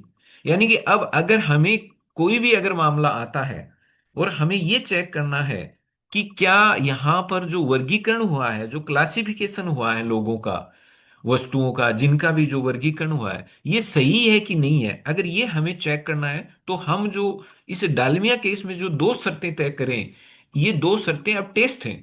जो दो इन शर्तों पर खरा उतरेगा, उसका वो वर्गीकरण सही मान लिया जाएगा। तो डालमिया केस में इन्होंने दो शर्तें तय की थी, और ये दो शर्तों को इन्होंने इसी केस में दो कसौटियों के रूप में रख दिया कि आगे के जितने भी मामले होंगे, उन मामलों को जांचने के लिए हम इन दो शर्तों को ही काम में लेंगे, इन्हीं के आधार पर हम उनको जांचेंगे कि भाई ये जो आपका वर्गीकरण है ये फिट है कि नहीं है।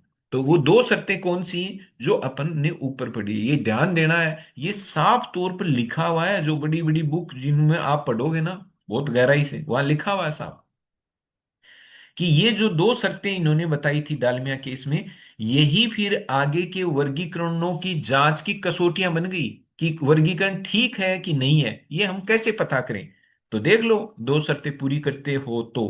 कौन सी शर्त, कि जो वर्गीकरण का जो आधार है, वो ऊपर जो मैंने बताया वही शर्त है, वो कैसा होना चाहिए, समझने योग्य आधार होना चाहिए। बात बैठी हुआ है कि वर्गीकरण जो करते हो उसका आधार तार्किक हो, उचित हो। इसको इंग्लिश में लिखा हुआ है, तो ये आपको ध्यान रखना है, इंटेलिजिबल डिफरेंशिया, मतलब आपका समझने योग्य या बोध योग्य आधार होना चाहिए। ये शब्द काम में लिए हुए हैं कोर्ट के इस डालमिया केस में डिसीजन में, तभी ये कि ये मैंने लिखे हैं।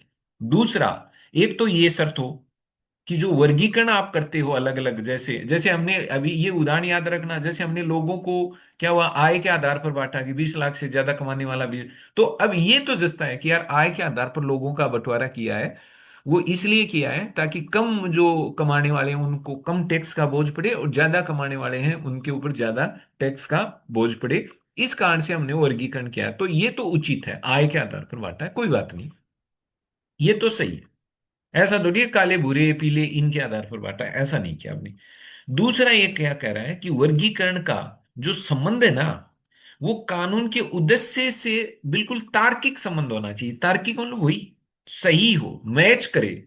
ऐसा नहीं हो कि वर्गीकरण आप किसी और ही आधार पर, जैसा हमने अभी उदाहरण में पढ़ा था ना, आप त्वचा के कलर के आधार पर लोगों पर टैक्स लगा रहे हो कि जिनकी त्वचा कलर ऐसा है उनको इतना, ऐसा है उनको ऐसा। तो बताओ ये कोई वर्गीकरण का आधार है क्या? एक तरफ कह रहे हो कि नहीं, हमें टैक्स बढ़ा करके सरकार की कमाई को बढ़ाना है, और टैक्स की कमाई को बढ़ाने के लिए हम लोगों पर टैक्स लगा रहे हैं, लेकिन टैक्स लगाते वक्त जो लोगों की जो कैटेगरिया बनाते हो वहां आप कलर देखते हो। ये तो गलत है, आय देखो ना। तो इसका मतलब वर्गीकरण का तार्किक संबंध कानून के उद्देश्य से भी होना चाहिए। अगर आपने आय को देख करके, लोगों की कमाई को देख करके उन पर टैक्स की रेट तय की है, तो इसका मतलब ये कहेंगे कि हाँ, ये जो वर्गीकरण है ये कानून की मंशा के अनुरूप है, कानून के उद्देश्य को पूरा करेगा। कानून का उद्देश्य क्या है? टैक्स कम करना थोड़ी है, टैक्स ज्यादा से ज्यादा है ताकि सरकारी कमाई बढ़े। और अगर इस तरह से अगर आप टैक्स लगाते हो, तो उससे गरीब भी नहीं मारा जाएगा, और अमीर ज्यादा कमाता है तो वो ज्यादा टैक्स दे देगा। कुल मिलाकर के ये है कि ये दो शर्तें हैं। पहली शर्त ये है कि वर्गीकरण का जो आधार है वो समझने योग्य होना चाहिए, मतलब सीधी सिंपल बात है कि आधार सही होना चाहिए, तार्किक होना चाहिए। दूसरी, कि वर्गीकरण का जो कनेक्शन है, जो उसका जो संबंध है, वो उसके कानून के उद्देश्य से होना चाहिए। ऐसा नहीं हो कि कानून का उद्देश्य कुछ अलग ही बात कर रहा हो और आप वर्गीकरण में कुछ अलग ही कहानी कह रहे हो। ऐसा नहीं होना चाहिए। जिस पर्पज के लिए कानून बनाया गया हो, वर्गीकरण भी उसी के अनुसार हो तो ही सही वर्गीकरण माना जाएगा। तो ये दो शर्तें हैं, उम्मीद है आपको याद हो गई होंगी।